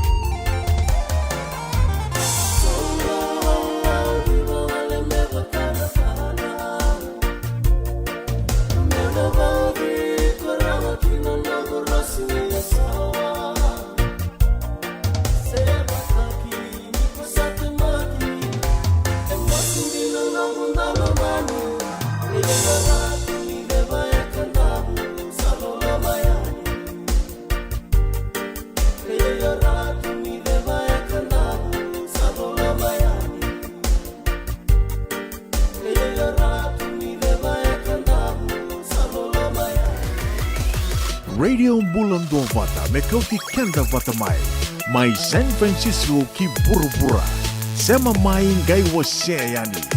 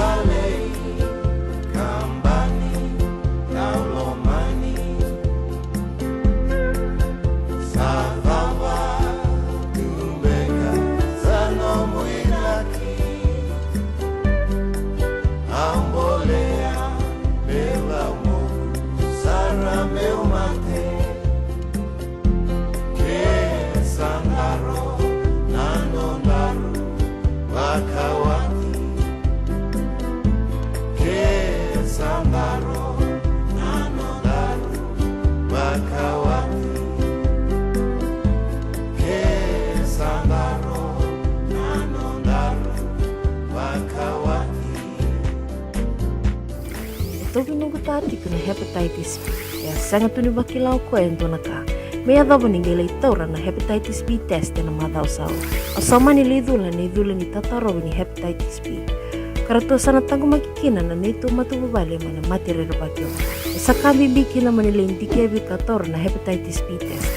Ritartar mai kina telefoni 527 ono vituba 5883 sesikovana www.sfhetbfree.org na kena itukutuku matalila. Senga dina ni kara rawa na dhaka waka kekiva. Ia endona kainda wipu ke kawaka mamanta takatuna bengaravi o ia ketuna kenda to kakana. Na ika, na dalo, na bisikete, na reo bata, na sunbells e tinimbulu makau. We kenda to na senga tiku ni driver se senga ni waka motoka kandau Dren na tutu beto seki, erto satu wakarau na Divine Pacific Food Mart mai Sacramento, merto taladeani na nomni boli. Rawa sara, we tartar ngayani na telefoni diwan 21 toluwa diwa ono saivarua, merto wakarotaka katalada mai na nomni boli, ena kena ngona totolo tua. Divine Pacific Food Mart, Viturua Diwawalu Franklin Boulevard, Sacramento, California. Namba di telefoni 221 Saivarua. Erto ngarama talanga ni kena lewa suburi ani nanomu yaya. Maina nonderto stoa kena nomu mate ni katumba. Dendran daka nangola ni kibalilo tena buku ni oso pakadadaka. Sen drakin beka na tos nimbula. Kuwa ni lenga sinu ingawa. Nana magi mai kena programu warotaki. Mai veratau na New Methodist Christian Fellowship USA. Nongu chisu nongu banua. Rungove na vima manione na kabini bugu lulu bei kemundo e California. Vima mani dua na singilevu ni lotu levu bei kemundo e viti. And a radio Bula Duavata San Francisco. Me Kauti Keda Vata mai. Ena muna ngau na levu ni nondo soso. Enda sa senga sarangan nikila na dhabu menda vaka talautaka buka singilevu taka siya bukaya kapitang. Neka kuni lo malenga. Sa tiukin dono munua e rauni buka dingo ikimuni. Wayana JJ's Food Shack, Santa Rosa, California. Na vei matangali kakana itibgina. Mebakana karitoa, waraisi. Na logo, palusami, na buwaka, na kaiwa soso, na dalo, na toa, na kokonda, bayangani ka ng gamure. Na kakana buwa malang, mebakana steak, gay wakay loka, tabioka ka na coleslaw, surua, o chutney. Kailangan ko na kena pie ng bani kay naman rai. O yan na JJ's Food Shack, Santa Rosa, California. E rosa nga no direct message virto giri nga kina bitu sa ibo bitu tolo dio tolo don limono se o nga wale sarang ali to miko na nomota e na dio volume Billy Street o ya e Santa Rosa, California. E raw talaga ni rito dilibota kan na kemo katalo wasing lebo sa mga kabi ya may Santa Rosa, Kinavato. JJ's Food Shack, Santa Rosa, California. Na Radio Bula Duavata sama e votongo e tini ka walu na miniti me ono na kaloko waka nuni vena katiko and wewa no e soa ni sema tiko mai kina waka nuni vena katalitunga na kina garavitiko na veitavi ke desare garavitiko and e kavini kua kau ni taka ni lutua tiko ni tavi na vei seriso e waka tangi takitiko e ani ka waka tala kina na nonda do waka muria waka rongo tu na itukutuko ni vei woli so oia na nondra mai vei toko ni tiko na vei kamba ni so vida na bisinisi ni tau kei mainduri rao tiko na vanua lewongo Amerika kau sawa ka vina katiko ena nondra vewa kambauti ka rauni mai kadhiwa ki talitunga ni kena na ena wata watongo na nondra i tukutuku ni vei woli o ena kena sanga i tunga mea makete takitiko yani wakate te itiko yani na nondra i woli na nondra store na nondra bisinisi koe aka do tiko na waka nui ni o ninga i vei tukutuku ni takatoka yani, ninga i vei sureti tiko yani, ke wakao ni rongoden do na i tukutuku ni vei boli se mani stoa da mga ni rawa ni o nina do lako yani mo ni laki sikoba na vei stoa na vei bisinisi so. E sa mainduri rawa tiko, e na pano lewongo Amerika. Ia, au via vei waka na nui mi talitunga yani, vei waka unge te talitunga yani, e kemni na sala ke waka ndurin bisinisi tiko e na vei matani tule lewo tale so, e rawa ni kautalinga mai wako mai na nomani tukutuku ni vei boli, me mai kathiwa ki talitunga yani, na nonda watawatongo na Radio Bula Duavata. E rawa sara na kena e lako ni wakotanga mai na edhani bisinisi, na dhawana nomani boli, kei na dhabasuti, na tiki na dhabasuti. Na dhabasuti o ni na vinakata, mera na kila na leo ni vanua, se mera na kila na veo kanise na leo ni matubu wale ni Radio Bula Duavata. Member letter na nomani bisinisi, me rauni na mai kadhiwa ki tiko. Ani ka rauni da vei toko ni taka wata tiko, na kena nduri tiko ka Waka garabi tiko na non dan business na ito kei. Ndo na I vosa ka dando beu ali takatu ia senga soti ni ndo rongo binaka kau eu mandanga ndo ngati saranga na longo ndo nguna longo me kakoni na yado na I vosa ia menta kakoni nda wakambauta kakoni nda waka mana beka ero niu kaya kona vosa nando tong business na ito kei en duringa mendabo ndo batu ya levo na ngau nanda ni dando betal no takatu na nonda business na ngone ito kei so na ngona ni dangendo taronga ni sa wata na business ya sa senga tal ni madala iyo saru to kenta tongona tu sana batu ngaya e senga ni dono me tona batu ia ke waka me tona vito koni takatiko na nonda to business na ngone ito kei na senga ni nandina na I vosa ia. Au ke landua talangana kai rau ni au kai ni senga soti ni ndo buke kenda to waka levo ia ni rau dake ve kenda to me to laki toko na tali ndo tali na bisinisi ni ndo tali na kautamata. Ke waka I tiko ndo na bisinisi ni ngone ni India beka rau ni kaya se China se ndo tali na bisinisi ni ndo tali na kautamata. Rau sar ni ndo tondo li toko ana tondo li boli kena se uira mandanga waka te kira era sandu ki la waka bimbi mai wekento mai viti e rando ki la sarangai ani rao dake ni tō lako tō le boli tō soma na tō boli verto na vasu verto na India o te ato sange ma Indina o tiungai ni wekento tō na wekento tō watanga na matapu wale watanga wekento tō watanga na ngoni viti tō sanange ma Indina o tiungai wekento tō ia en tōna kai au wakanui ni tiko ni rao ni tōna veso takatiko ndo na mbaki wongo sa ngona vinaka talanga ngo me veso mandana rai na nonda tō veito koni taka na bisinisi ndo talanga na ka o kila ni bimbi mendana tondo me tondo na numa tiko ni tō wakandurin bisinisi tiko me tō kila ni sombeka e rawakanduri daki talamai na non-ram bisinisi e toto wata toko mbeka ke na nonda tō engai ndo tiko na yalombeka ni vengati ndo tuku ni tō competition is good, there is good competition e tiko na yalo ni vengati dina ni nda waka samataka na vosa ya na vengati e waka me senga soti ni rongo vinaka senga soti ni na roniukai senga soti ni waka burea mai na yalo vinaka ni nda rongo da na vosa ya na vengati ke waka ko wawalangi taka mo waka yanga taka na competition na vosa ya na competition e rawa ni na tara I kenda tō dhake, tara dhake na nonda tō business na ngoni tōke. Competition is good. Me tō waka sama taka tinga ia. Ni nda tō sasanga tiko me ngati mbeka na ia londa tō me tō kako ni waka yanga taka na voso ia na vengati me tiko me roni ni dena vinaka me tōna wakainga taka na vosa iai. Me ngati, na elonda tō, me tō vinaka dhake wakai, roni dhakawa koe, na nona business roni vaya, o talanga o roni vaya. E senga ni dona kena lengo ia. Dona ngone au wakasamataka ni ke roa me vi talno taka tiko ke tupe, ka wasia tali tunga ni o koe, ni na business na business wakai. Sona wano, nda iko laka ni vango, o redo tiko ni, tiko bata vango, e vida Vata na store, e wakai rito tō wata ke tinga na kai rito boli taka. I rito vi, ndua ngana wano, e rito vi wale ka titiko kena, se ndua talembeka na tautau ni Benisini, tautau ni Benisini, ona reda vango na gas station, e vida Vata e rito venga rawi toka, na ndua ngana wano, rito toka wata kena. Ia, na kai era sa dhakawa tu, go ira nandau wakandikewa na bisinisi, na wakambisinisi, na tobo ni wakasama ni tamata. Era sa wakandikiawa wakavinaka, ka sa rangi lako ngona mai, rangi bita wata moira na wakasama ya oi.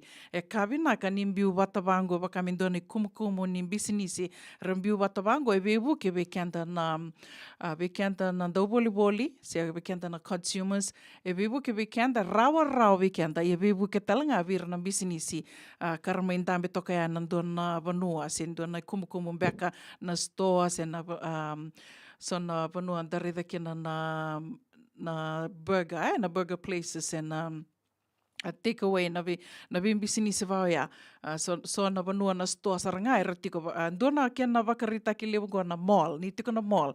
Na dawi ko rede na mall, na bimbisini se kede ngai tiko na mall, ia ratiko bata kede, ngai so na mall e rani ravi vole kati toka I vida bata na store. E ravi toto bata kede tinga na kaira boli taka, koea ia sa dua na vakasama e mbiu e na vakasama e ko le mbiu tiko kina mera dambe vata tiko na bisinisi o ea e na dua ngana vanua. E tiko na kena vakanananu e rasa pulida, ka rasa laki ndikeaba vakamatay lalai, sarangai wakandei taka ni oi, go e vinaka ni mbiu vato vango na vim bisinisi, me rani vuke kanda vakarara taka vi kanda na do boli sena consumers ka vaka ka vuke ratalanga na bisinisi.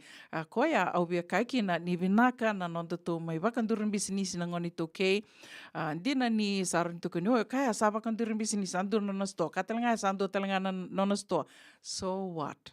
Na makete e lewu tu, tō veitoko ni takawata ngā na nonda tō i tostoso. Ke waka e senga mai sanea, lako tali sanea, tiko tali sanea na kai ko wankara tiko, Ia me tō veitoko ni takawata tiko ngā na nonda tō bisinisi na ngone tō kei. Wakanui ni tiko e ani ni raunina ve wakaongeti tiko, ve ke omani na senge wakanduran bisinisi tiko, ke omani mbeka na senge tiko na wakana nanu, ni ngona e mbaki, au sana wakandure e kina na nongon bisinisi, toso tiko ngā na toso.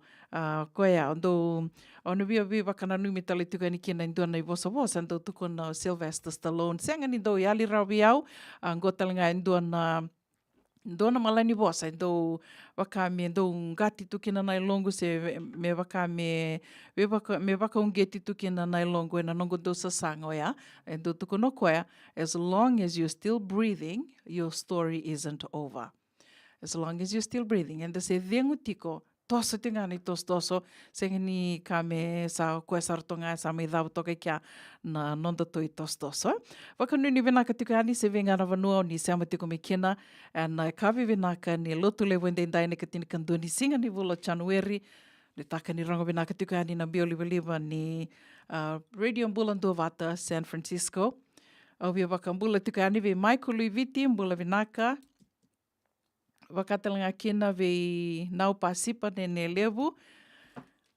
Senga talani ngula davitiko na serengo ve via wakana numa talitingani ve wakambula talitingani ve sista Mels wakanuni vinakitikani Mels ve ngana vanua se amatiko mai kina ina siti mbeka ni taka ni mbula vinakatiko wakatalanga kina ve laveti mbali suva ke kemudo ke sara na se amatiko mai ngori mai waga New South Wales. Au ni taka ni toso vinakatiko na vei ngarawi ane kawi ni kua, au via wakambula talitunga na sere katarawa go, ve kemdo ke sara na sema tiko ngori mai nandawa, ni mbula vinaka, waka olori tiko ngoni sala, na ve bono ni vengarawi so, ni mbula vinaka. Ngome na nomini ke tiko, and a Radio Bula Duavata, San Francisco, me Kauti kanta vata tiko mai.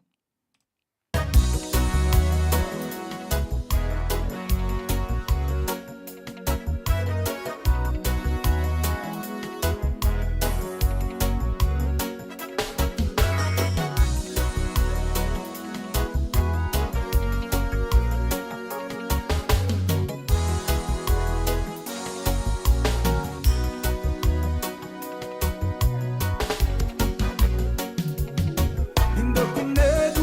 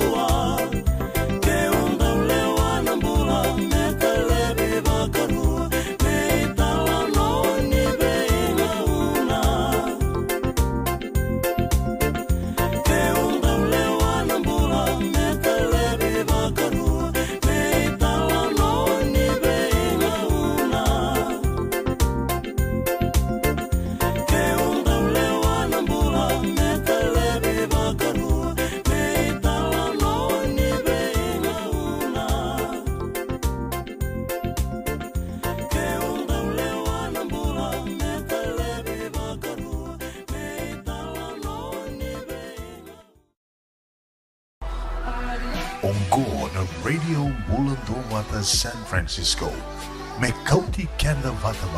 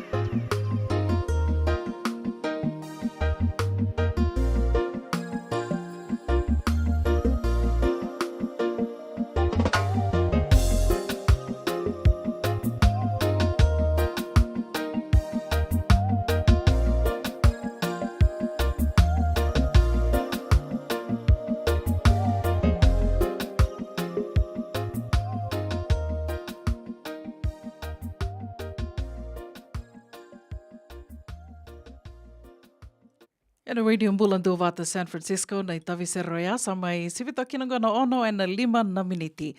Sivitiko na vema mani ono e sana rongo ditiko kina na iwasini ngauna do rongo ditiko e na vea kawini wuke lulu ia me wakai mai senga toka na nonda programo e na kawina noa nonda live program dina ngani ndau mbiuti ngani na veka e ndau mbiuti ko ani na itukutuku ni vei voli ke na vei tukutuku tali so e ndau mbiuti ngani na nonda watawata na vei singa ia me wakani a senga na nonda to live program e na noa ni kua e sana ke mei rongo di tali tiko kina na iwasini ngauna mai na New Methodist USA o ia na vima mani ono ka sure tiki mani sema tiko ngā mai ane kawini kua. Waka nui ni vinaka tiko ani viki mandau na Dhorobou mai Santa Rosa. Tuku ni tu ngā mai ngoa ni rito ngoleani na Dhorobou ka rito salaki vebu ke sartiko e na waka tali aia. Na kena taladi tiko na iaia virto na Skytrade International mai Stockton o Wambota. Ka sa tosa vinaka saratiko na vengaravio ia. Waka vinaka tali tu ngā vikiam ni kede sara na sa otara o tiko ni vikiam virto na Skytrade International e na vuku ni Bula Pack, wakatala keda na Chaser Pack, ke na Mangiti Pack. E anda na i tukutuku rongo vinaka, rito kera tu ngā moni ngai ve tukutuku ni takatoka iani. Tuku ni tu ngā ni Awa tuku ni tuka ni kila ni lewu sa vida toka na stoa ni ngoni toke. Stoa ni nonda tu stoa sama induri tiko sa didi vinaka saratiko. Ia tiko ngā o ira karna via voli tiko ngā na ravio voli na Bula Pack, na Mangiti Pack, se na Chaser Pack. Tiko ngā o ira asa ngai tiko tala ngā o ira ngā na via langa na stoa merali voli na stoa. Kila i senga sarni e adho sar na ronan dola na nonra na lewu ni kair na via volia.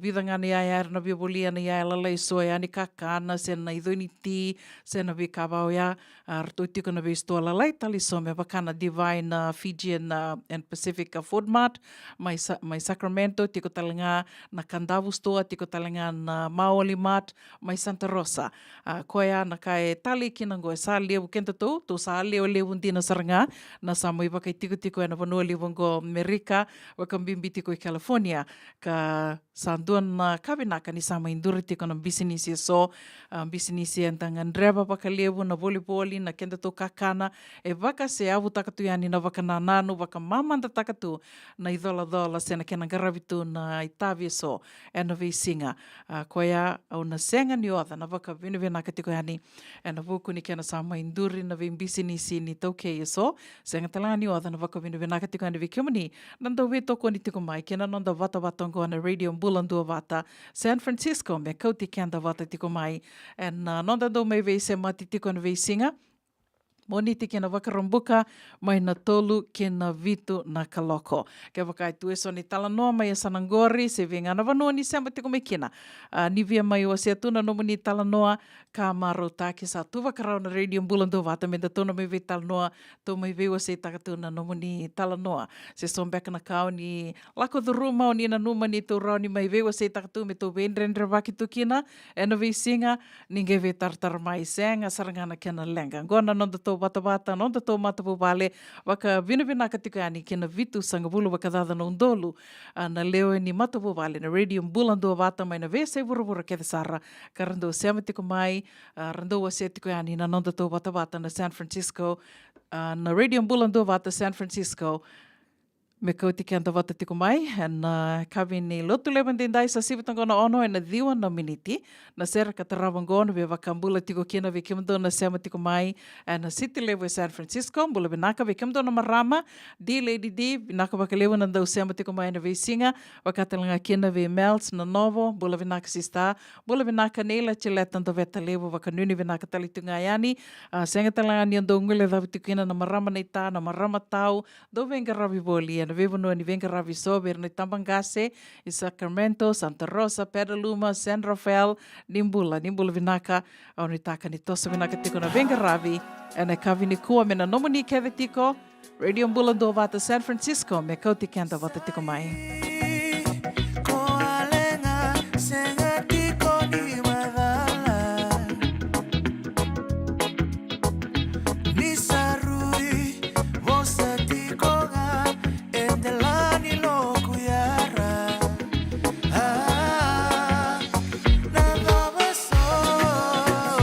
Baby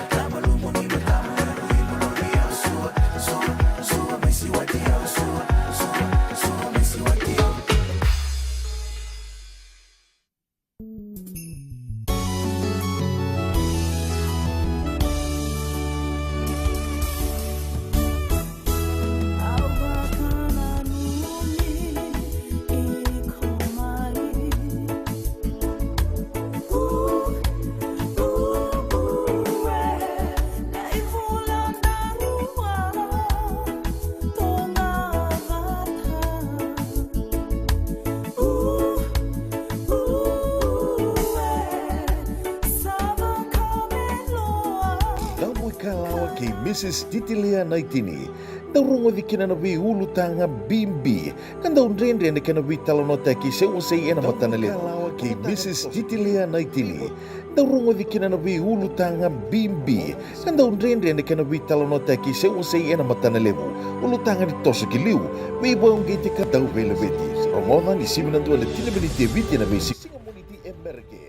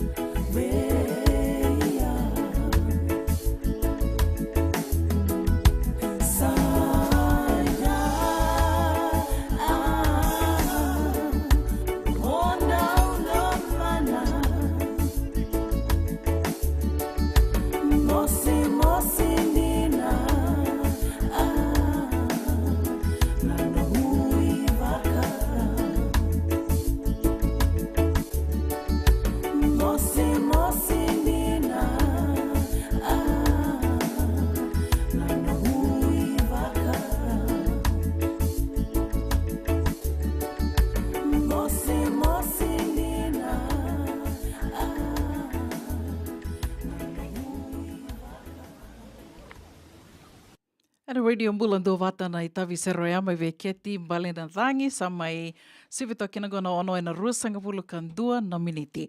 Da vakilatiko na mbata raki ena gona talanga vangonde unrendre kina na nonda ngunu wain roka ya.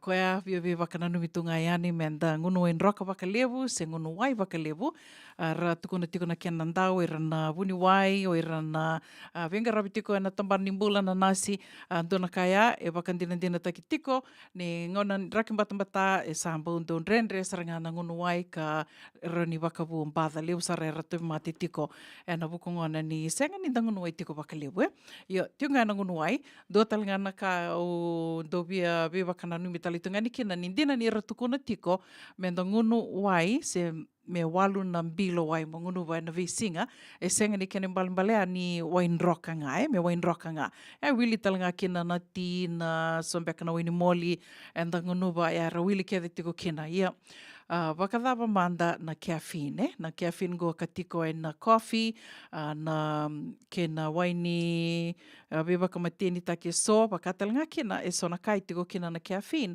ngo era wakaritaka tiko maindo na wakandindike a wakaidori talitunga ni ke waka me ko ngunu watiko na ngunu e so karatiko kina na caffeine me wakataka na coffee sombeka erndo ngunu watu na Red Bull and energy drink tiko talanga kina leu sar na caffeine tiko kina so na waka na Starbucks se na Jamba Juice so tale na vanua era bolita kitu kina na ngunu wao ya erndo sarndo sabaranga waka e tiko nga kina na waini moli me waka na lemonade se na shake o tia sanga ndo mbiu kina na caffeine me rani bukia tu me ratu kona goya na energy drink se na booster drink era waka rita katiko mai na kena ndau ni tontonu ke waka iko ngunu caffeine me rotanga ni 100 na milligram ena dona singa na kaiwe naka kina ngonongo ni kungai ngunu batiko indona ngunu kamanda na Red Bull se na Monster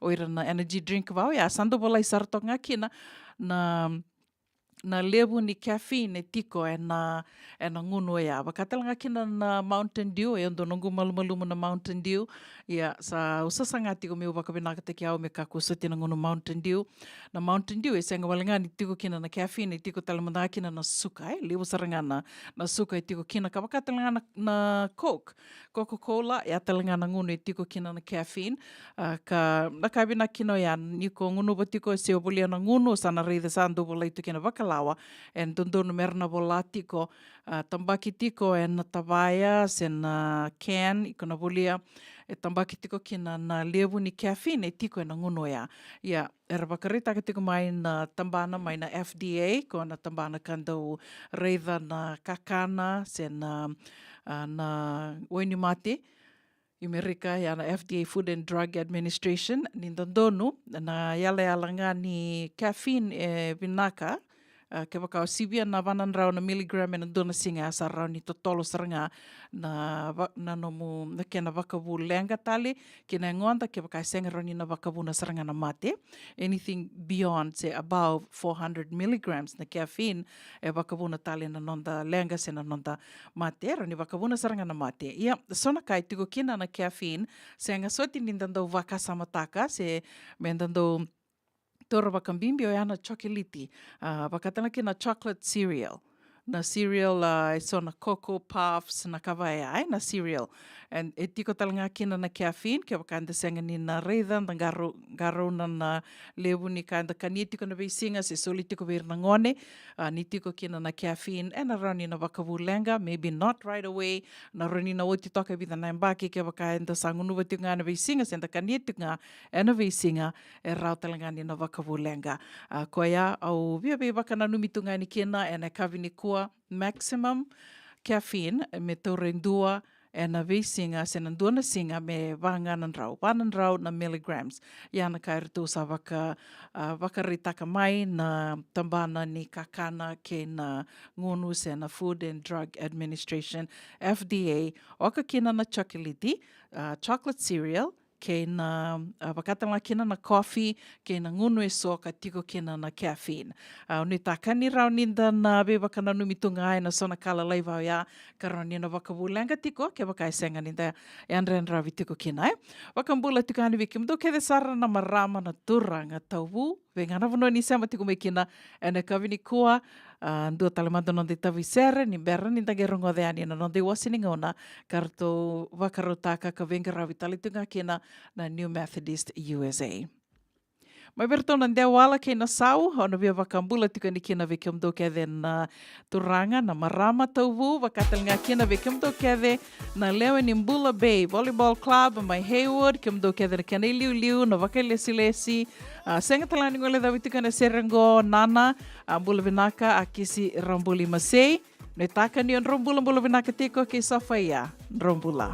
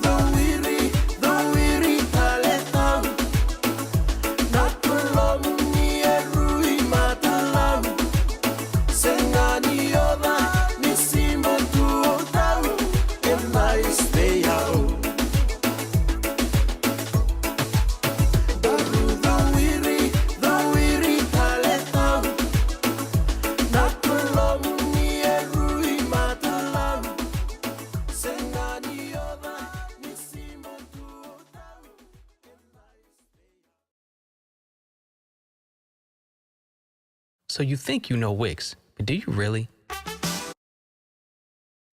Na radio Bula Duavata na itavi seroia sa mai ve mamando no kina ngona ono da sana vakarau se masara telemandani ngo kina non de wasininga ona vakarau taki kartau ndau venga rabitiko kina na New Methodist USA ni beroia do telemandana nonda itavi sere au vaka Bula tuka ni kina ngo ve kemne kede sara na vavarotiko kina yanrambongi ni vavaroti mbangori na laki tekevu na vili New Vambongi se venga na vanua longa niu davangau ni waka roti ko ni kina go me na nomuni kia de tiko ka wakatela kina ve kiam ni na singei suka mbeka mai na taka o waka nuni vena katali tunga ni ve kiam ni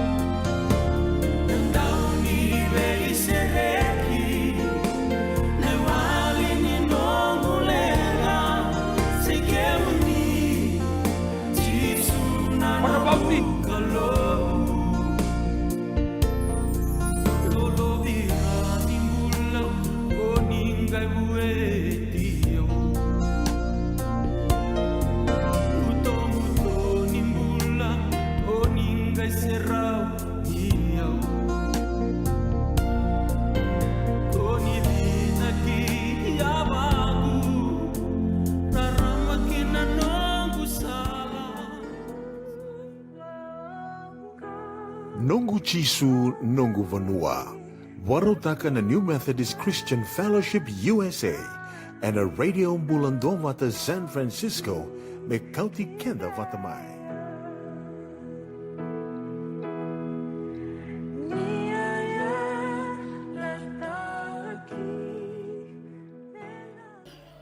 Am I returning?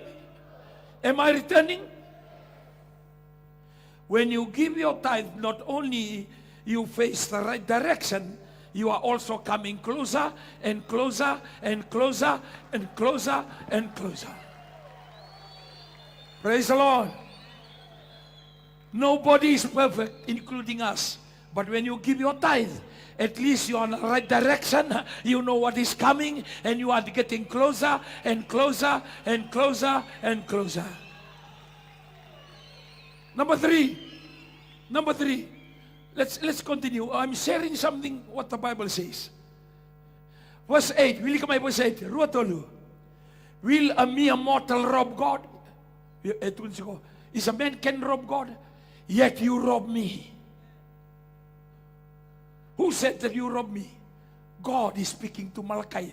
Malachi write it, God said. So Malachi is writing what God says. Will you tell verse 8? Ruatolu. Will a mere mortal rob God? Yet you rob me. But you ask, how are we robbing you? In tithe, in offering. So when you give your tithe, right direction, getting closer, kona kaya pala itu kay Andremu nandriba gay remove taki. Tell your neighbor, I still see in your forehead driba. Amen. Number one, right direction. Number one, right direction. Number two, getting closer. Number two, removal of thief. Removal of title. Kami kata rasa, itu na title di kogori. Nanomu grup nama, kena karua, nanomu karakter. When you give your tithe, number one, right direction. Number two, getting closer. Number three, removal of tag. Sakau lebi na driba kembali. Maya utaka tu na sibala ABA senador Tio Fiji atamanin driba. Grab and run, pickpocket, assault. Siya tamungan na kita ibon loto. Siya nga tamatan di mo siguro. In the spirit. Because God said, will a mere mortal rob God? Yet you rob me. But you ask, how? Lord, ang buto ko di ka maninsi ko makadapa. How do I rob you? In tithe, in offering. Kani ka ba? May, to sa mga nilay. Verse 9, Willi kamay, ruatolu. You are under a curse. Sa chiko nga nandriba, chiko na curse. Chiko na lamba, chiko na curse. Chiko na bibala, chiko na curse. Chiko na doyelewa, chiko na curse. Witchcraft, chiko na curse. Idol worshiping, chiko na curse. You remove idol worshiping, you remove the curse. Amen? Amen. You baka amen mai? You remove murderer, you remove the curse. When you remove the driba, you remove the curse. Once again, number one, right direction. Number one, right direction. Number two, number three, number four, removal of curse. Sa kau lebih ngandri mandriba yang nunggu salah, sa kau telenga adundu di mandriba amuri kutiku. What the Bible says. Kani kalima, Willi ka matamay ka matakiyaw. Verse 9 and verse 10, 2, 3, you are under a curse, your whole nation. You are under a curse, your whole nation, because you are robbing me. So when Fiji is not tithing, when you and me are not tithing, the curse also come to our land, to our tikina, to our esana. That's why we have the land, we still poor. We have the goli, we still have no money. Rala ko may ramulangi, ramay ganggiang gere-gere, belong to Ebusa, belong to Toka-Toka. Lago may gurawang ni Korea, wang ni China, ramay ko ta Andri, ramay ko ta Asasalu. Ralay milyon niya may papalangi, tukat silinga to kay Wichi. Because we are not giving out tithe to the God that give us our goli-goli, that put the tanruku in the turuku. Amen. Go up to Naitasiri and see the beautiful landscape, the beautiful hills and the wonderful river. Ni ko lago tu inati Naitasiri, bakanga ko lago tu ina. Doon na sere do selanga mai nangono sederbukina. Lomani muda na beindelana, udi wine rondo sana. The beauty of our nation, Fiji. The people of all races and all nations, they come here. Amen? But those things are not benefiting us because we are robbing God. Erto biya makatamata na kay China. Erto lako ini tasiri. Okay, tolu. $10, and they're receiving millions after millions after millions. Tithe. Our rugby players is one of those that run the turf of every stadium. But because there's no tithe, wakay biutungan nila pag inatang nila. Amen? Nung totoong bisinisin, during ame koto. Cooperative na M-Call. Flat kami naman tinto na nabibuke. Wakay sa kanya na. Go, tithe. Ikola ko Israeli, every company tithe. Poso may ubur-ubur ang baliti igasa. Sinibiyarong ako kayo doa. He's confident their God that saved David, their God that Jephthah and Gideon, their God will save them today. You can only be bold because you know that your God is with you. Kailan ba kamay tithe? Number 1. Number 2. Number 3. Number 4. Removal of curse. Now, number 5. Will you come on? Number 10. 2, 3. Bring the whole tithe into the which is the church. To the storehouse. That there may be food in my house. Kapag a lot of food. Yan ang muna ko nalang ko'y bunilot. Sarong ko ito po siya. Oh, hallelujah, amen.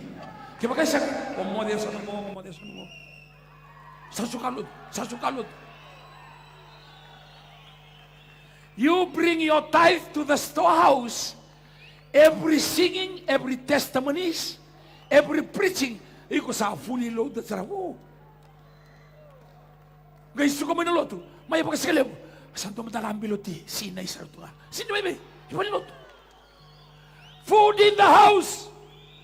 Because man does not live on bread. Man lives on the word. Okay. Number 1. Wrong laylay. Executive, number 1. Number 2, champion. Number 3, Rangers. Number 4, Crusaders. Kings, number 5. Huh? Food in the house. Ruatolu. Ni ko solitay, no nakede ko exercise kina, pakai balik-balik. No nakede ko lotu kina, pakai balik-balik. Iko lako lalayan, iko suka tawamay. Kani kaono. Dawili ka tsunga, kata mga kachil tambu. Start from verse 10, 2, 3. Bring the whole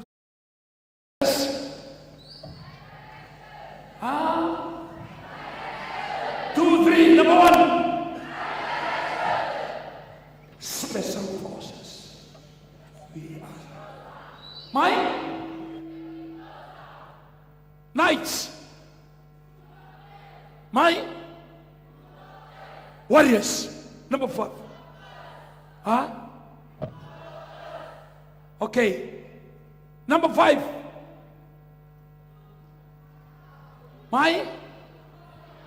Food in the, not food in the hotel, not food in the street party, not food in the flying kite, food in the house. O sasuka ni balilot, Salah ko sarangao sa koto, taka na kunti, kam tu sambula bital mo taka na kaya food in the house. Yes, sir, lang ko talabi house. Sa mga mata kamay sa bangkaranga, ibinakanta bangkarati ko. Sa mata kamay sa kaya bimay, sa ikaruan ni sige katolik singa, sa bangkarati ko na kaya singa. Okay. When I was only in year 9, all that's a dream.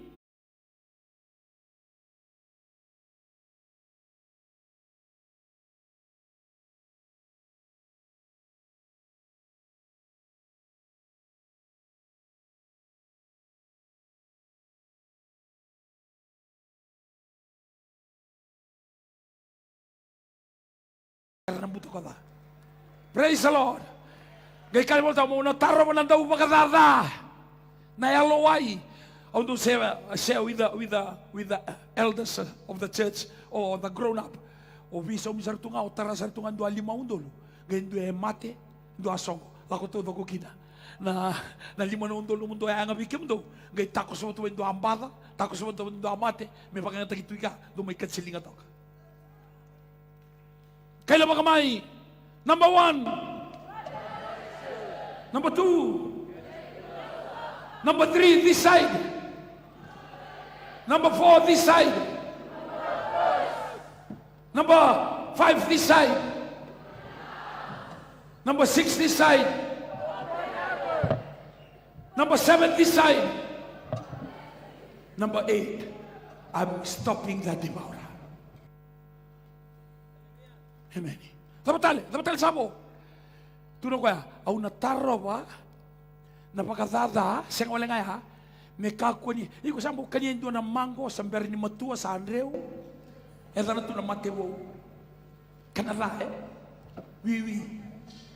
Gatuno ko ya, may wili ka may na number 11. 11, what's 11? 2, 3. I will prevent pests from devouring your crops, comma. And the vine in your field will not drop their fruits before ripe. Sebutu nga sa laban na beka kanya ka ko amuno kina. Sebutu nga sa beriman sa alutu. Ni ko sinsulia no mutay nakakade tubi ko baka nakatubi ako.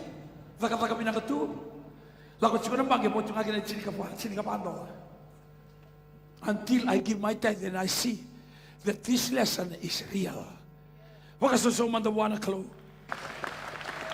Nadiwa o kwaya na taro me kakuni tarana no mundo buana na buata. Kapatake buana. Why you have to repeat? Because you will know the difference. Sagelo ko sa mo, may bili ka tal may rotolu. I will prevent the pest from devouring your crops.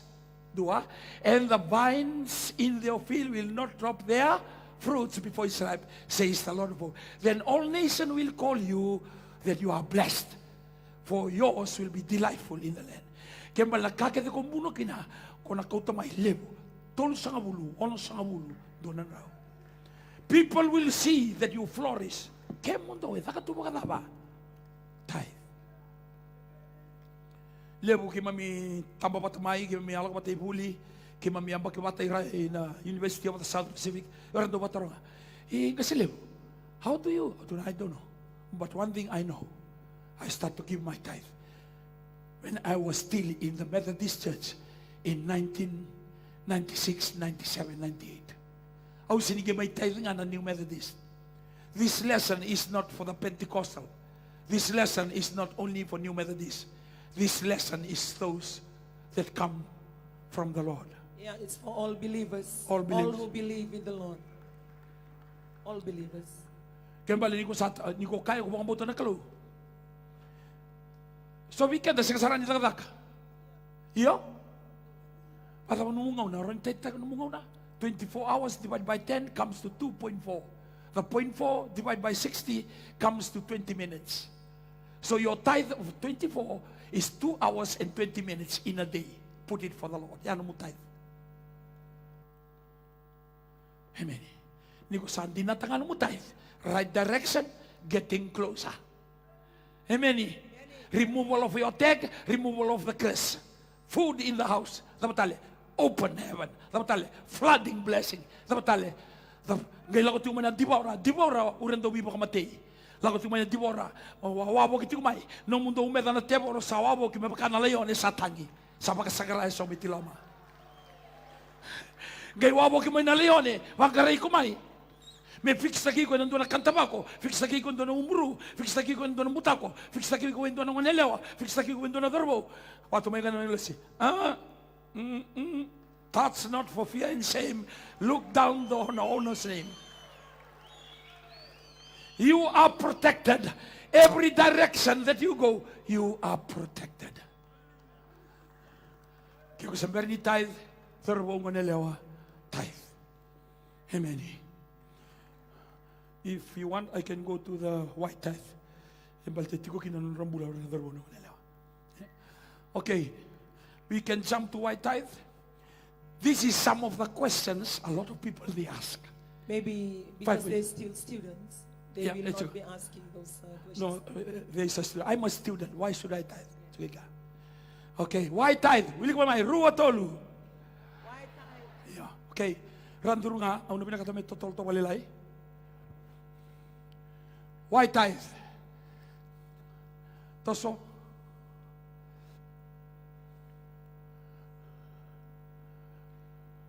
Next. Okay. You have the negative thoughts about tithe?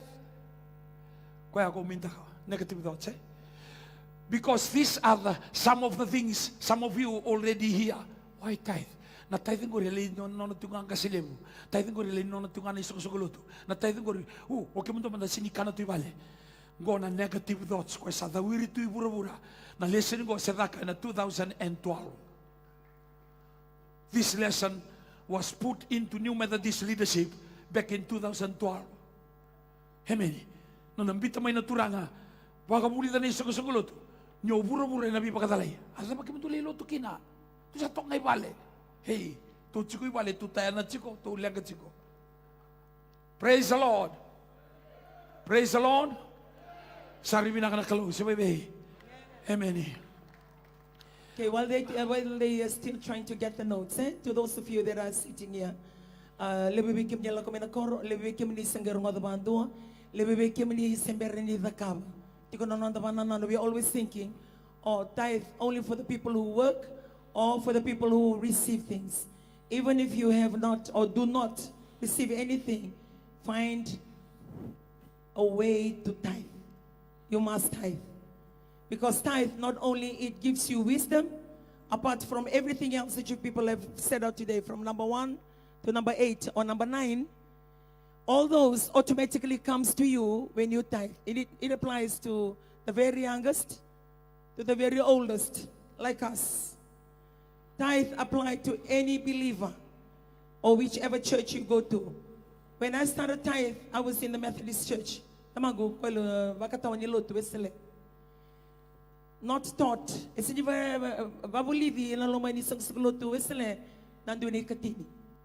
I was going to church there, but I was tithing. Because that teaching in the Bible applies to everybody. Teachings is not by the church. Teachings come from God.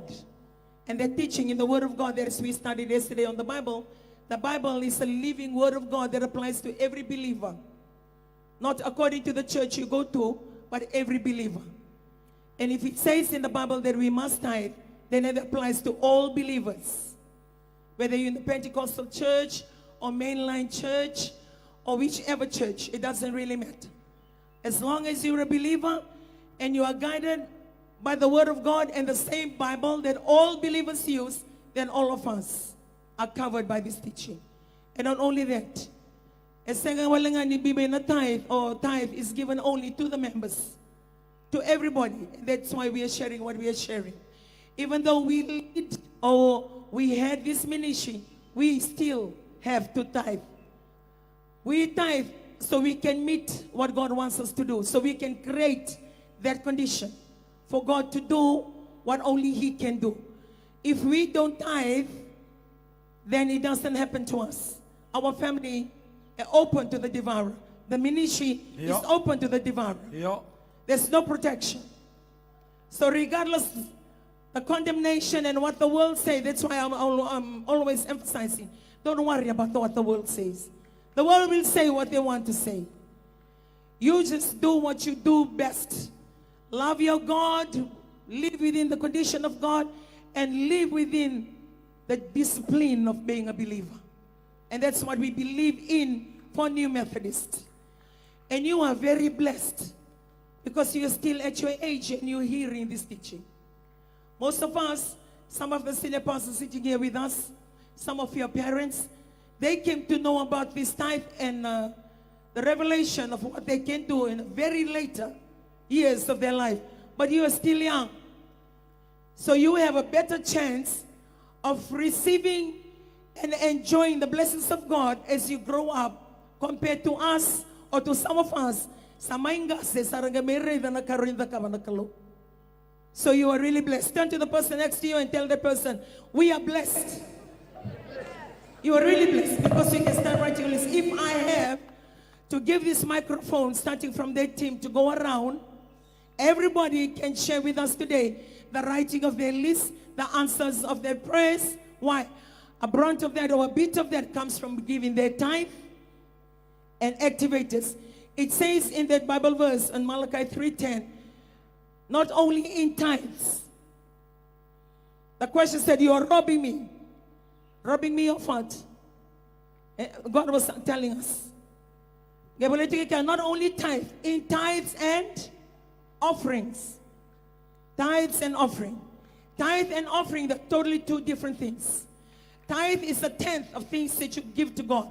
And tithe, you're going to go tithe kina, you can see na mo list. Na no mo prayer list, you can say nyo banga taka na no mo tithe, may no mo tete no mo prayer list.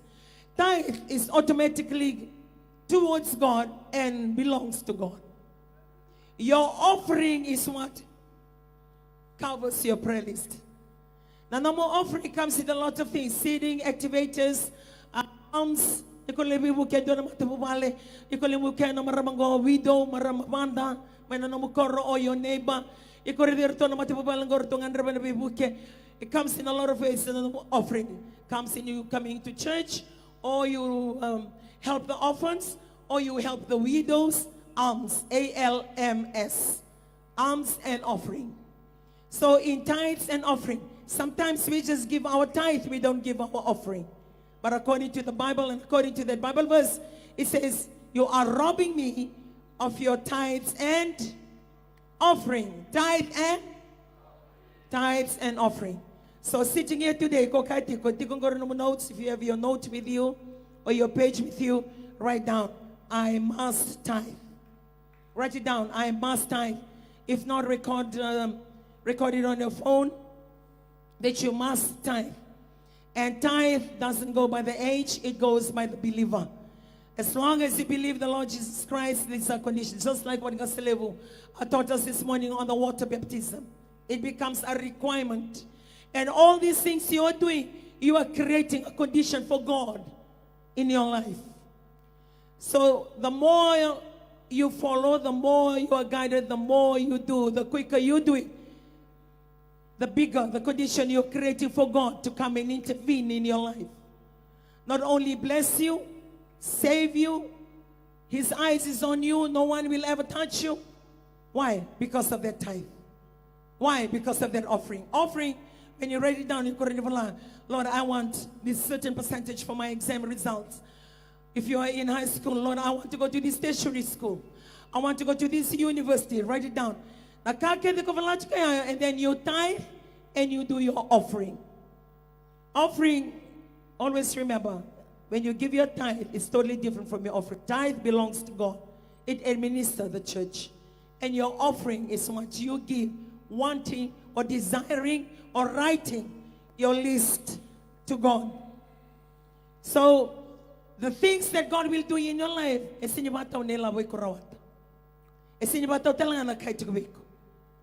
what God can do in your life is beyond your imagination. Amen. Beyond your imagination. And most of the students or most of the youths that are here with us this morning, some of you, if I have to call out, you will come and share. You never knew, never even dreamt what you have become today. But yet, when you look back, you have been tithing, you have been doing your offering, you have been committing yourself to the work of God, and all these little things you do. Without knowing, it's taken you to another level. I shared from the beginning, I think one of the mornings that I was here, a few youths that I've come across, they brought in their tithe, they brought in their prayer requests, their prayer list.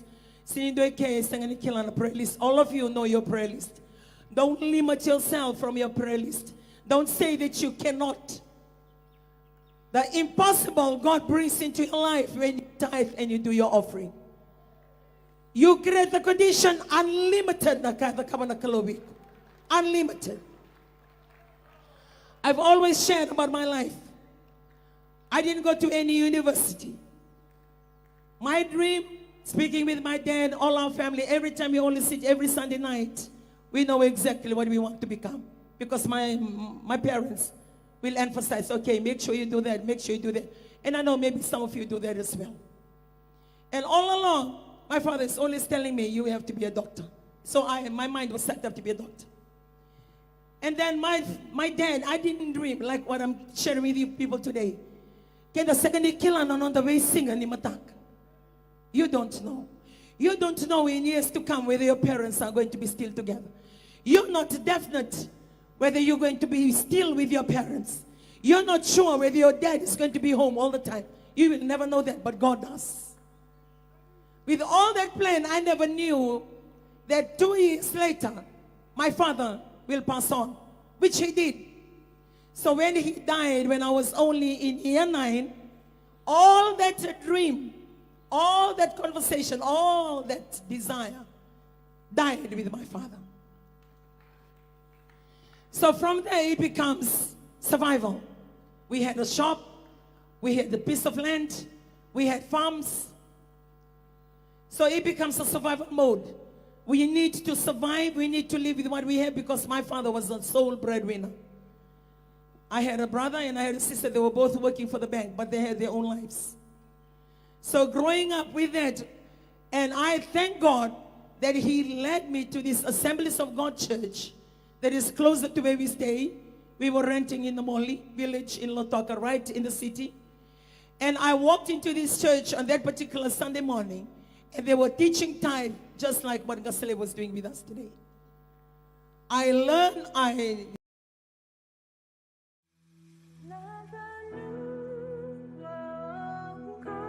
Nongu Chisu, Nongu Vanua. Warotaka na New Methodist Christian Fellowship USA and a Radio Bula Duavata San Francisco, me Kauti Keda Vatamai.